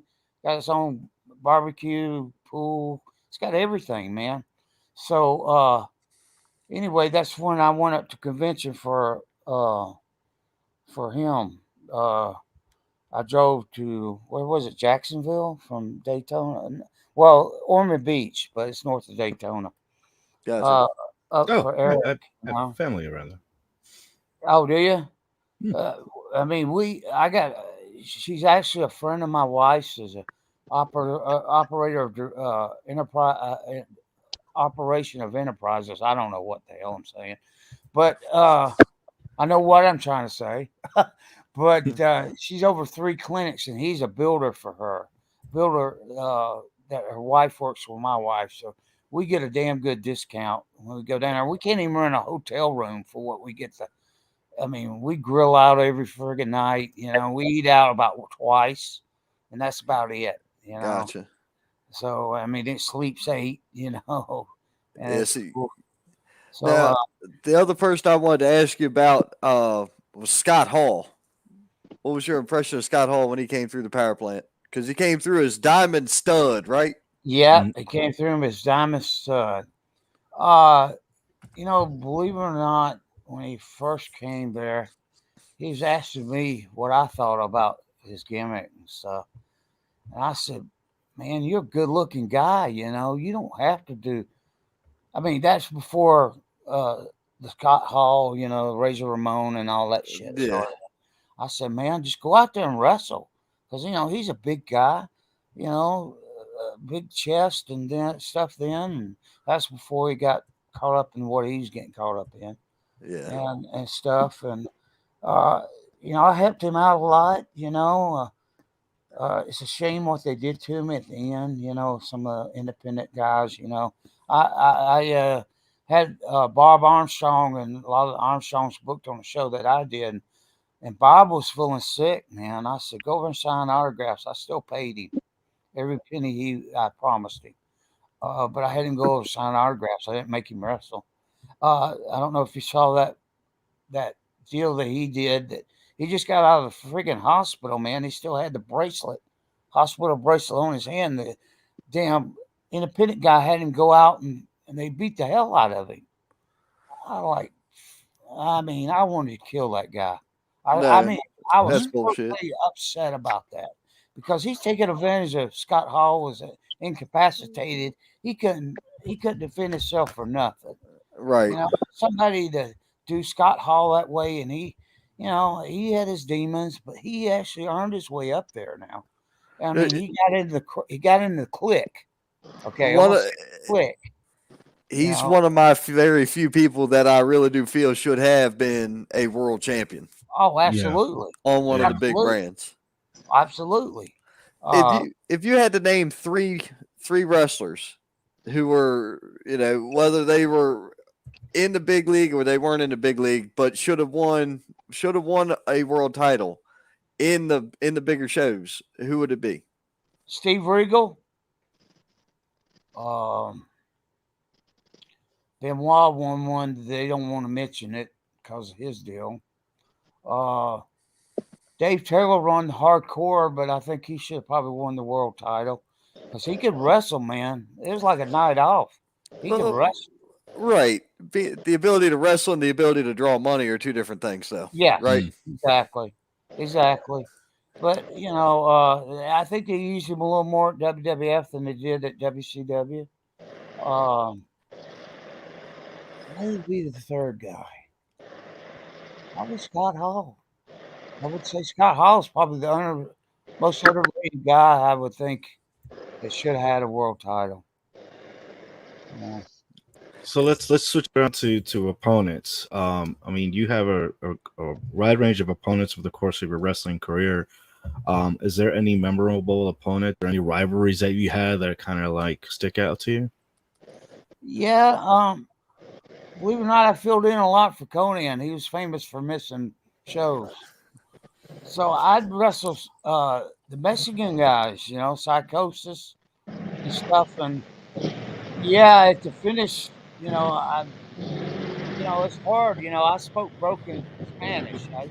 When I went to Puerto Rico, we won the world titles down there, but I learned enough Spanish to order my food. That's about it. So, I said, if I don't land this way, make sure you pick me up and slam me before drop the leg off the top. They actually called Kevin Sullivan, a bunch of them called Kevin Sullivan. We would rather wrestle Sargent, Conan, his own people. So Wow. that was one of them. Like I said, I filled in with Cactus and a bunch of other guys, But yeah, what was the You question have again? do you have a favorite rival or a favorite opponent that you have? You Well, mentioned. I'll tell you what, I'm gonna say Steve Riggle's probably my favorite because I wrestled him one time. They said it was in Greenville, South Carolina. I rented a car here, Joe from Atlanta to Greenville, because I wasn't staying over.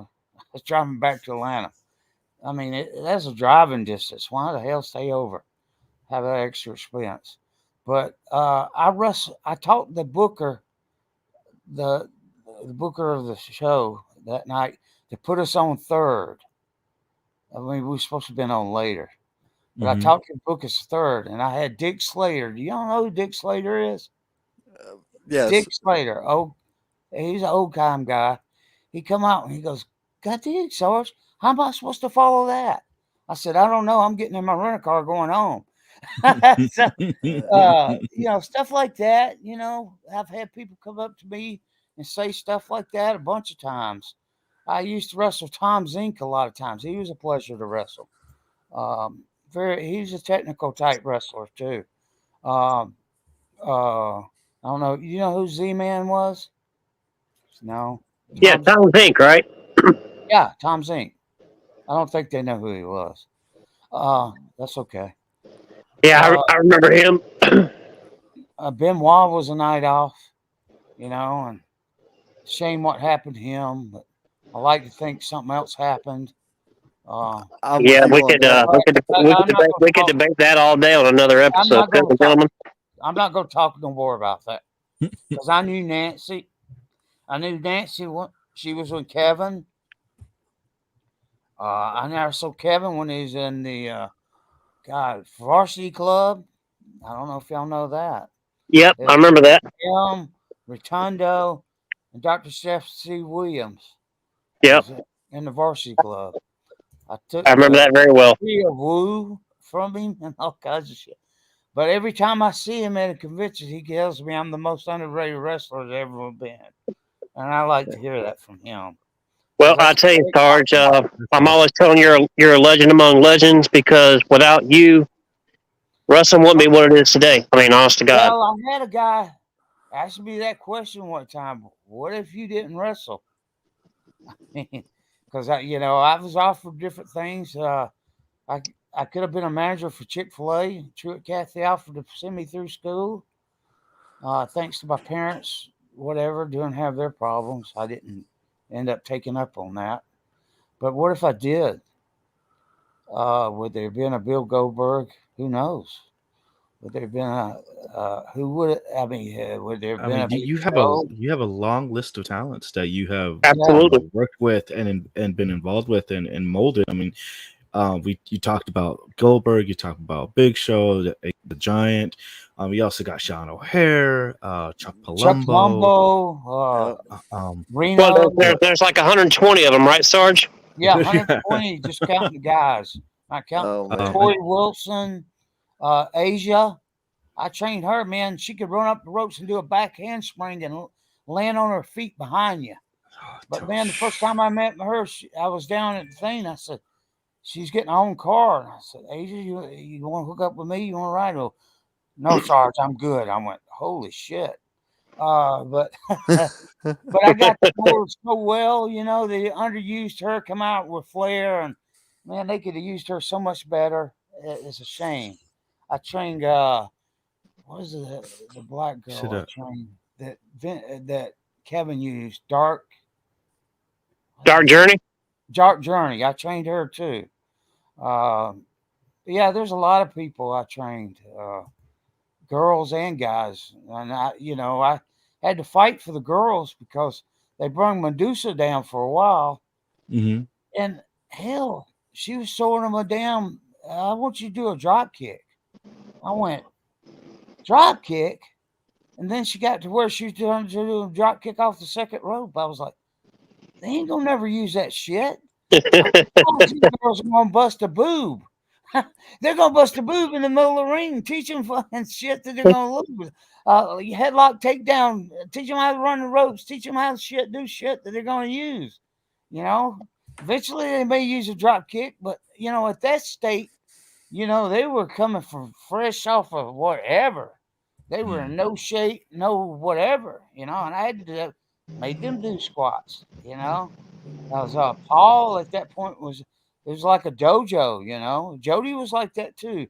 It was a dojo. I made him clean the mats and spray the ropes and sweep up the power plant, mop the mats, and then I'd get there early and work out. I encourage the guys to get there early because we had a full blown gym, man.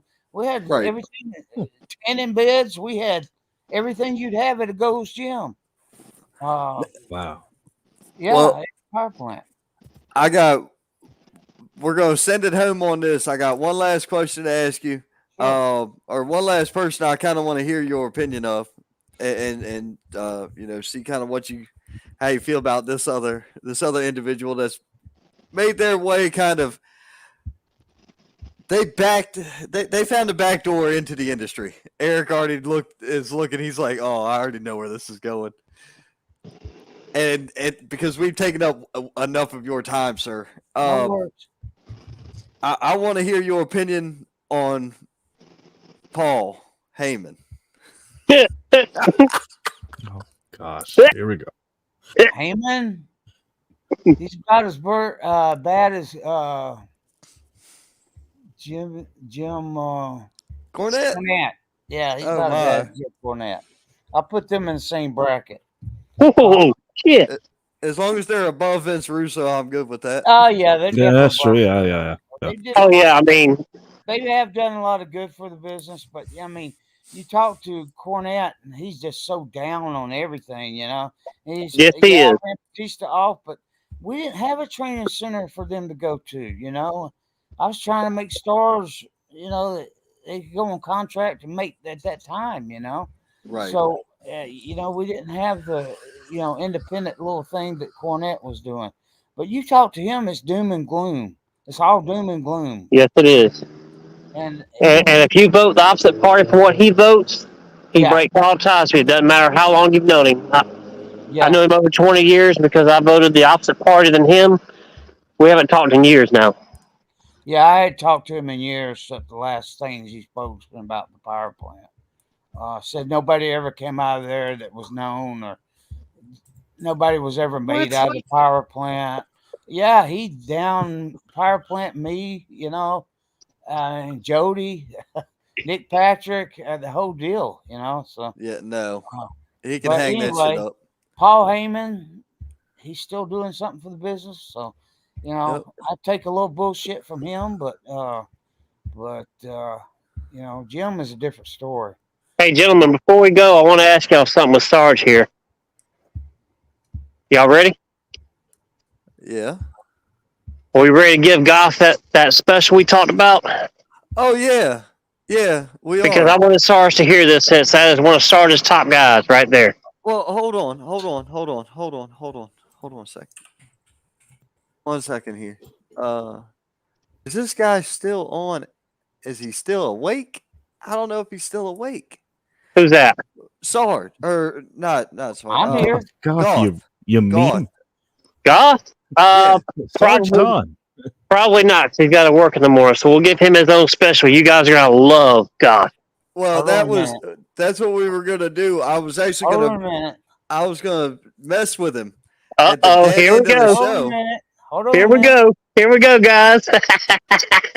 I was going to mess with him and send him an invite and let him join the last few minutes just long enough for him to be told he's got his very own special. That way he had a moment with you, his trainer, and then, we would be in the beginning phases of planning out when we're going to do the very next one of these. Oh, you guys will love this.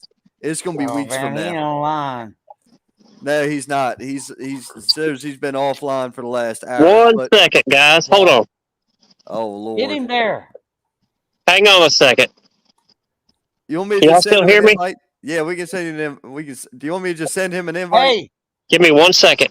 All right. hey, I'll tell you another guy story. Okay. Let's see. I told you one about the we talked about the cupcakes. We talked about where I told him other people were coming and hitting. There's something else I did to him. I can't remember what it is. I did so much shit. Like I said, the first time I met him and he locked up with me and arm dragged me, I kicked him in the fucking head. Oh Lord. Shoot kick. Because I could take, they can just go through the motions. I could take a damn bat myself. Is he there? No, he ain't answering. Okay. I think we lost Eric. He's no, Eric's on. I'm here. Everybody says he's a dumbass. No, not doing that. Well, no, we're gonna give God. Me, so we're gonna give God his very own episode. He's actually going to be our next guest. That's gonna be lovely, dude. You guys, I did show Gosh shoot holes, and I trained everybody to show shoot holes. I don't know if you know, I trained. Oh God, what is his name? The black guy that fought in UFC, Bob Sapp. Oh yeah, you sure did. Bob Sapp, I trained Bob Sapp. You teach me to football? Yeah. Same I could get in that movie, right? The Longest Yard. Yeah. Yeah. There was Goldberg, Bob Sapp, Kevin Nash, Stone Cold. I'm in that movie actually myself. We used to go fishing all the time. Hell, I couldn't get a movie part. How the hell are you in that movie? I'm in that movie. Are you? Yes, I was a background extra. I actually, long story short, I snuck on set. The first day they asked for background actors, so like I got in a bus, got my lunch, and I went to go look for the bathroom. I somehow ended up on set where some ladies like, "Hey, you come here." I'm like, I thought I was in trouble. Next thing you know, she throws a white jumpsuit at me. He's like, "Hey, go back with the rest of the extras." I'm like, okay. I put on the white jumpsuit. I'm in the crowd and I'm in the cafeteria scenes. Cool. Where they throw the nest and everyone's eating. So yeah, it was like 2 days of shooting. Guys that I know personally, and 3 of them I trained. So shit. No wonder. They now hey, put it out there. They need to send me a little royalty check. So somewhere. Right. True. You did teach them some stuff. Yeah. Everybody who was in the Longest Yard that was also in the power plant needs to kick some money back. Speaking of the Longest Yard, hold that thought. I got something to show y'all real quick. Sarge, you've seen this. Don't wreck, Eric. He ain't driving no more. He's at the house. I hope he's not. Oh, look at that. Nice. He's a man of the gimmicks, man. That's Goldberg's jersey from the Longest Yard. Yeah. I don't even have that. Awesome. That is cool. I got a bunch of Goldberg shirts and stuff. But hell, I tell you a true story about Bill. Go back to the video games. I used to go, the hockey team is Canucks up in Vancouver. They used to have the Canuck house where kids had cancer and a bunch of other stuff. Man, I met a kid up there had cancer, and he's such a Bill Goldberg fan.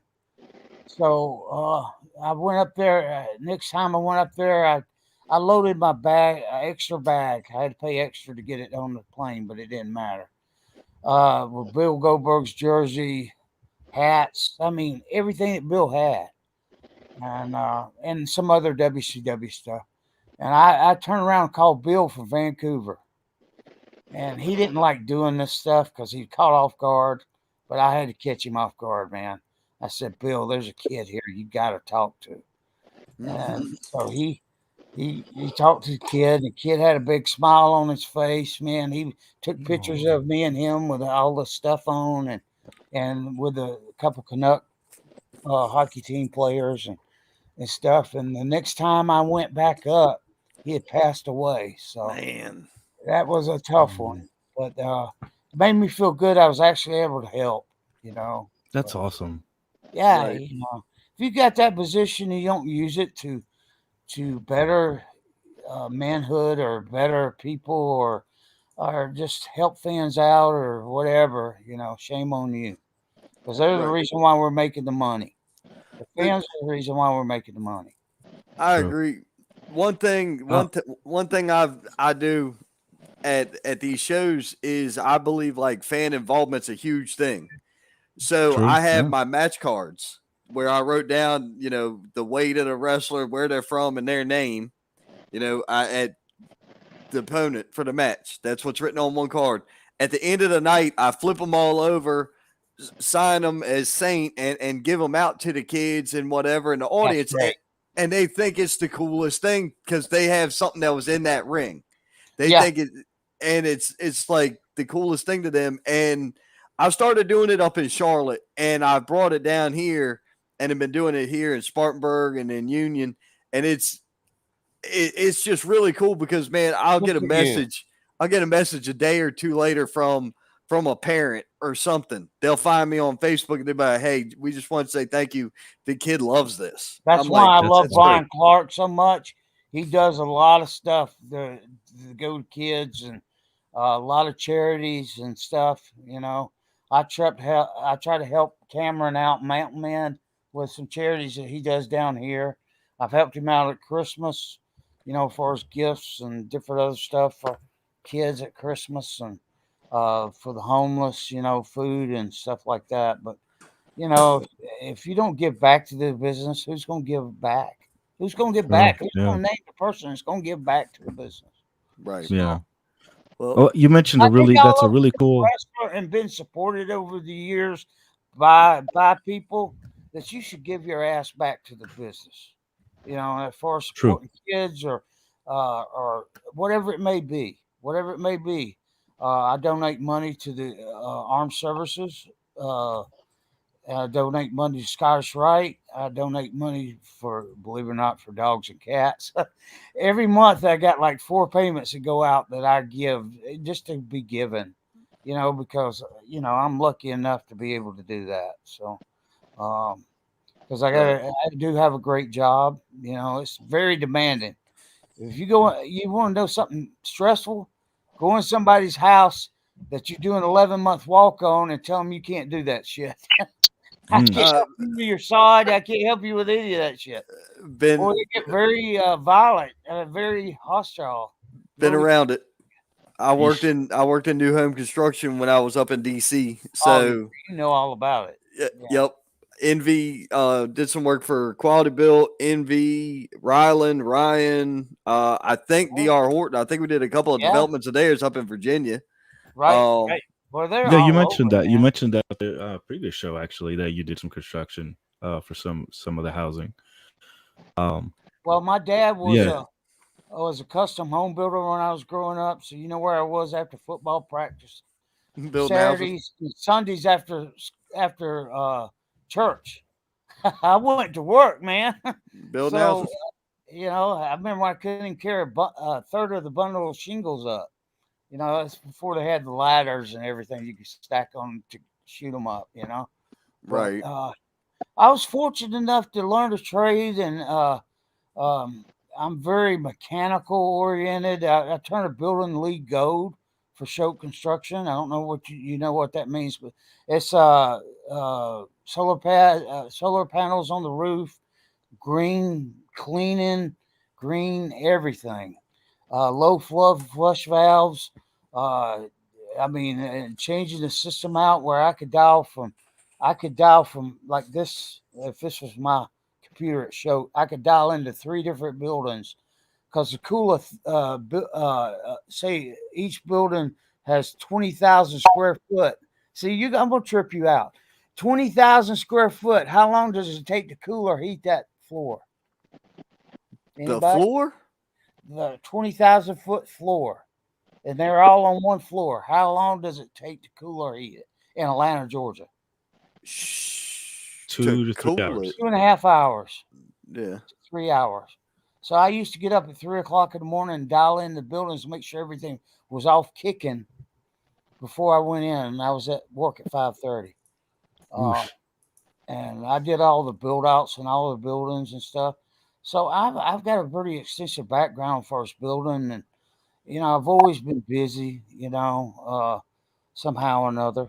And but yeah, I was very fortunate in the wrestling business. I thank my blessings. Yeah, I have some. Okay, I'm gonna tell you something that was kayfabe. Oh Lord. Really kayfabe. Okay. At Lethal Lottery, did y'all know I was supposed to beat Bill? What? Why? Well, I was supposed to turn heel with Lex and Buff on Bill. Oh, okay. He's going out for that hand surgery and stuff where he busted the glass out of the limo. Yeah, right. And shoulder surgery and stuff like that. But you know what? I don't know if y'all get them. I get migraines like 3 times a week from the concussions. I've had 12 that I know about. Several in Japan and several in Vancouver where I didn't say nothing because I didn't want to go home. Where I just kept working through it. Yeah, the Japanese guy was filling me some kind of something. I don't know what he'd given me. I just took it. But anyway, I was fortunate enough to do a lot of different things in wrestling. I'm blessed. I think I'm blessed. There's some things that, and I kept back. This is how it's presented to me. Everything I did with Bill was all ad lib. Every bit of it was ad lib. Nobody told me nothing. I just ad lib it all. And then I got back I set up the ring. I got back from the gym, about 2 hours in the gym, had a migraine headache, and Bill goes, "You beat me tonight." I went, "What the fuck are you talking about? I'm beating you. I don't want to beat you." That was just something coming out of my head because I wasn't thinking right. I should have went to Eric or whatever and said, "What the hell's going on?" But I didn't. I made that statement, so that's why they changed it around. Had the guy spray him in the eyes and throw him over the deal and all that shit. But I was supposed to beat Bill that night. So it I wouldn't think have back made sometimes sense. what would it have done for my career for us later on in life? It probably helped me. It might not have though. You don't know. True. It would have made for a hell of a picture to sell. Yeah. True. Because there ain't too many people that beat. Yeah. Especially with the WCW ring in that picture. Yeah. That would have been cool. Now you mentioned a really cool moment with one of the fans. You know how fans can get crazy. Is there any crazy fan interactions that you had, or have you had to be escorted from coming out as a state patrol? Sirens are going off and all that shit. Get up to a fan and throw tickets in his face and see what happens. I've had people go for a knife, all kinds of shit. Climb over the barricade. I mean, one night we was wrestling Rock Roll Express.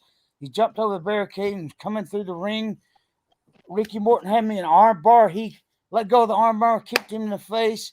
My partner came off the ring apron and clotheslined him off the ring apron. He did a complete flip and landed on his face. And the police go, we're like, "Get him the fuck out of here."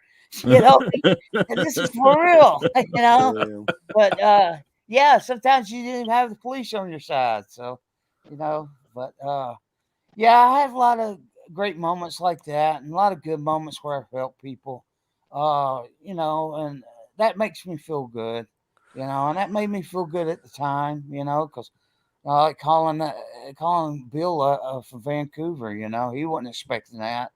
He knew my name and he picked up, and I was grateful to have that happen, Yeah, that's awesome. That's really awesome.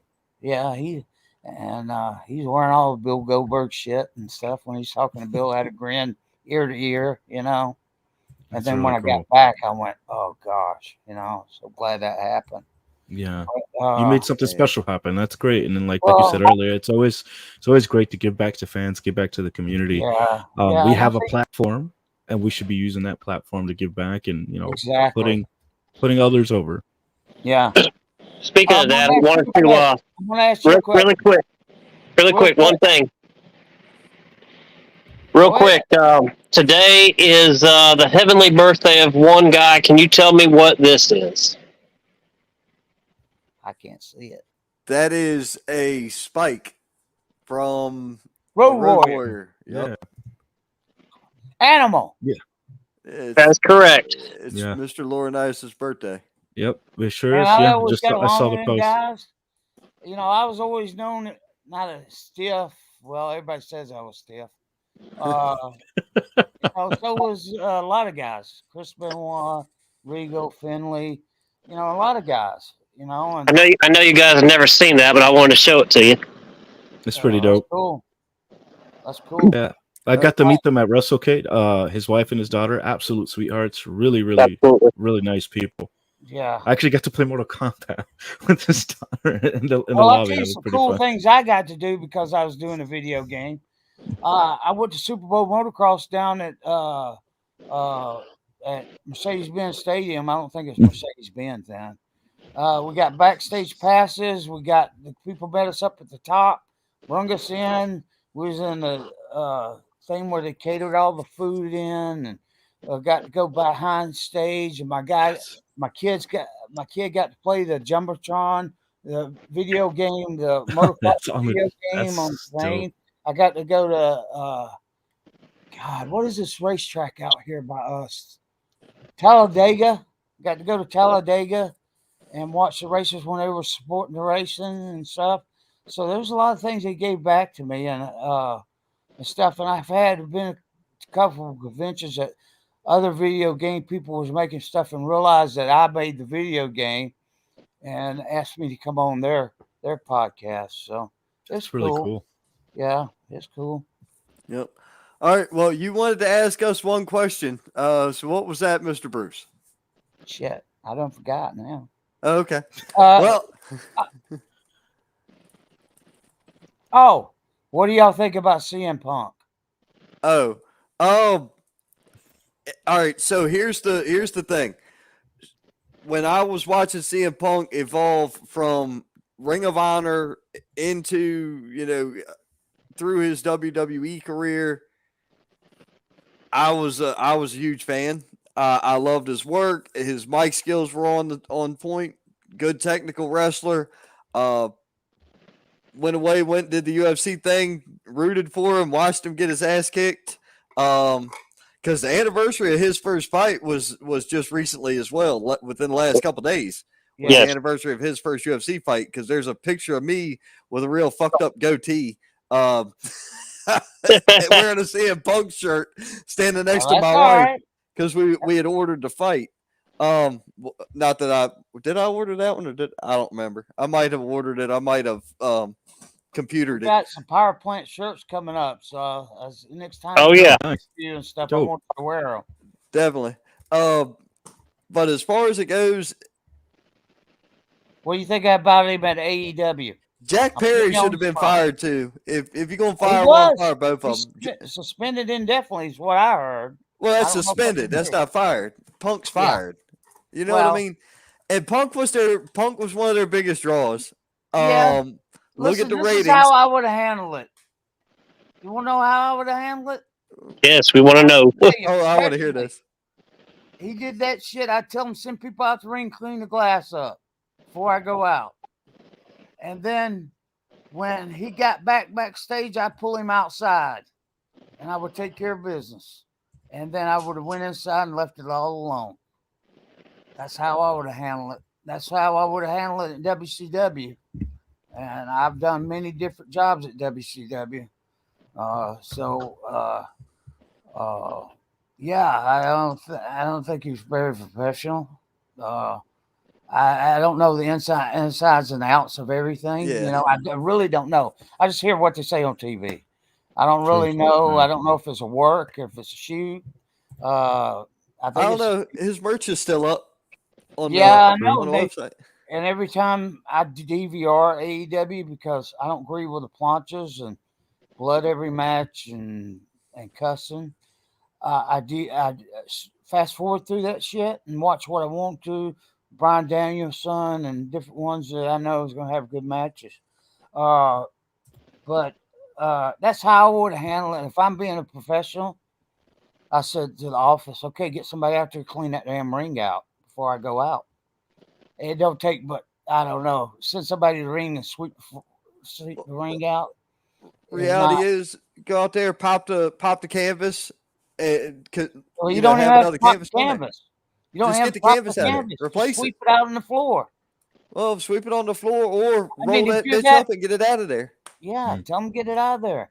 That's You what, know, but that'd have been that's me. how I would have handled it. Then when Jack Perry got back, I would have took him outside and I would handle whatever I got to handle there, and then I would have forgot about it and went on because he's not worth my time. Well, Jack Perry's not worth my time. Yeah. David, what do you think?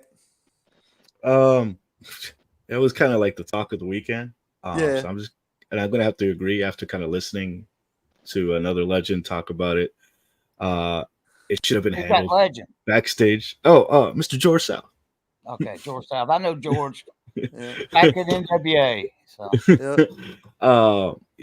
and I'm gonna have to agree with him. Handle it, away from the fans. It's just take care of it, done just like you.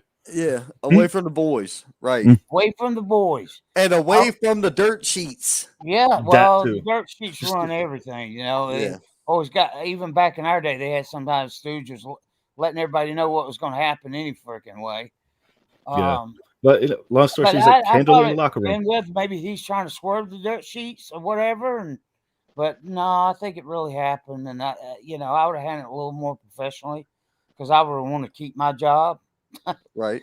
I would have got my point across, and then if it went further, then it went further, Yeah, I mean, there's certain ways to handle it. It could have just been handled with them two in the back. Could have been handled with, they could have had a mediator. I always told my wrestlers, if I train you at the power plant, you never sell in front of the boys. You never sell, even if you're upset. You don't sell in front of the boys. You always act professional. Right. If it's your job to do whatever, it's your job to do it. And do it the best job you can, no matter what position you're in. I don't ever like the job guy. I never liked the enhancement talent. I never liked any of them words that they use to do whatever. We're all wrestlers no matter what. Right. But and we all have to do what we got to do, right? Not always going to be on top. Not everybody's going to be on top. Right. There's only so many spots for that. And that's why it really made me think, maybe they're trying to work us. I was hoping, but I guess I'm not. So, well, I mean, you never know. I work with a lot of guys who have a similar take on it. Hell, most of the people that I work with. Derek Vanderford. Black Cat Dion. Johnson. George South. Yeah. I was just around them all this weekend. I was there when Paul Orndorff beat the fuck out of Vader. Excuse my language. In flip flops. In flip flops. All over doing an interview, man. Shut up and go do your interview. Why you got to be a prima donna, man? He's done asked him 2 or 3 times. Vader hit him to begin with, and then he can't hit him with his left arm. It was already, atrophy and shit in that arm. Hit him. He went down. He football punted him like 3 times, and that was it. Next thing I know, I was coming back from Subway getting a sandwich because I was like, I don't know, I was like 5th and 25th, at center stage. They used to have to chain the doors together to keep everybody there. But anyway, he comes flying out of the damn parking garage and shit and left, But hell, I was there when Stan Hansen spit the shit on Lex Luger and beat the shit out of him. He went home too, So hate to tell you that on Lex, but I have to tell you that. But I'm not the baddest man in the planet, but I'll do the best I can. I've never been in a fight at the power plant. Nobody has ever challenged me. At one time, this is a funny story. Then I'm gonna cut it off. Okay. Okay. All right. My wife was working downtown, and this was at the 3rd power plant. We was downtown, but we was in an industrial area. And my wife blew a transmission line. So one of the guys, Bobby Walker, son of Thunderbolt Patterson, supposedly. Anyway, I took him over there with me, and Ron Reese. You know who Ron Reese is? 7'2". He's a Yeti. Yeah, the Yeti. Okay. Okay, he's 7'2", same weight as Big Show. So we get over there, and Bobby's underneath the car doing something. We're side of 285 at Georgia Tech. Okay. I said, Bobby, what can we help you with? He goes, oh, nothing. I said, hey, Ron, start doing squats. And that man did squats right beside Georgia Tech. And I know they about had a couple wrecks. Big 7'2" guy doing squats. What the hell are they doing? There's something strange happening here. I'm surprised we didn't have the police call. Right. But yeah, I do shit like that to the guys, and but it's all a learning experience, it's teach them to respect the business, because if you don't respect the business and don't respect yourself, oh God, you got to respect yourself and respect others. Yep. That's my belief. I'm real big on respect, sir. And once again, thank you. Thank you. You're welcome. Thank you again, Sarge. I enjoyed it. Thank you very let much, me know. Eric. Thank you, man. Hey, man, my pleasure, guys. I mean, anything I can do to help y'all. This is the first of many, I believe, right? This is the first one. We're going to see how the numbers come back. But the trick with this was we're going to do 3 at minimum. We're going to do 3 in the first year to see how these hit, and then we'll go from there. Yeah, sounds good to me. Limited series, because we're trying to get, like, obviously some legends, some big names, some just people that were involved in the business, and it does take a while. Well, if I can help you that way, let me know. Well, absolutely. The other trick of it was this, and this was the conversation I had with Bosworth. I said, listen, because he overheard me talking to Tommy Dreamer, and he was like, hey man, so what are you doing? And I'm like, the trick is this: I want somebody that when I asked him a question, it ain't dark side of the ring. You don't have somebody's paycheck on the line. This is, I just want what's honest. Right. Tell me the truth from when it happened, because you were there. Well, even with the dark side of the ring, you don't know if it's truly, unless you're in on the inside, you don't know if that's truly true. Well, so when I talked to Eric about this, he was like, you want somebody who's going to be honest? I said, yeah. He said, we're going to talk to Sarge. I was like, that's it. Talk to him. So that was the way it went. As could be. We went down to that little show Saturday. I told him what Eric's going to be like, and and Teddy, and what to expect. Right. Eric's good, but he's going to eventually, he'd be done with it. He's done with the show and done with a lot of stuff. So, he just wasn't into it, and I don't blame him. But no, exactly, because I went down there. I told you guys it was terrible. Well, I went down there to support Nick. Yeah, same. Doing the show, and that's the thing. Well, once again, thank you very much. Luke Thompson chimed in and said, "Great show, guys. Thank you for watching." Yeah, we enjoyed it, brother. It's been a long show. I'm sorry. Oh no, that's all good. I ramble on. I say ain't gonna be here all long, and I did one over in Ireland and one in London. It went 2.5 hours. I went, damn. We're almost there, actually. We're in 2 hours and 9 minutes now. All right, so long. See you, Sarge. Chat later. You take it easy. All right, fellas, it's been a pleasure. Very much. Thank you guys very much. Good night. We'll talk to you again. Thank you. Yes, sir. Thank you, guys. All right. Man, that was a fantastic show. That was awesome. That was awesome. So y'all heard it, man. Y'all know this is the first one. You've heard who our next guest is. Our very next guest is going to be Goth. He was trained by Sarge. He was in WCW for many years. So we're going to see how that one goes. And then we got one more, but we're not announcing that guest just yet. We're not going to announce that guest. We might not even announce that guest at the end of Sargent or at the end of Golf show. We might wait. We might make y'all wait and just sit there and try to figure it out. But at any rate, ladies and gentlemen, thank y'all very much for being here. We greatly appreciate it. We'll see you back on Thursday. I think David has frozen up, unfortunately. It appears that way. Is he back? Is he not back? Is he here? I'm here. We'll be back. I'm back. Okay, well, Great listen. robot. I'm back, baby. We will be back on Thursday night for the Wrestling Wire. We will see you there. Thank you much for tuning in, and y'all have a great evening. We'll see y'all next time.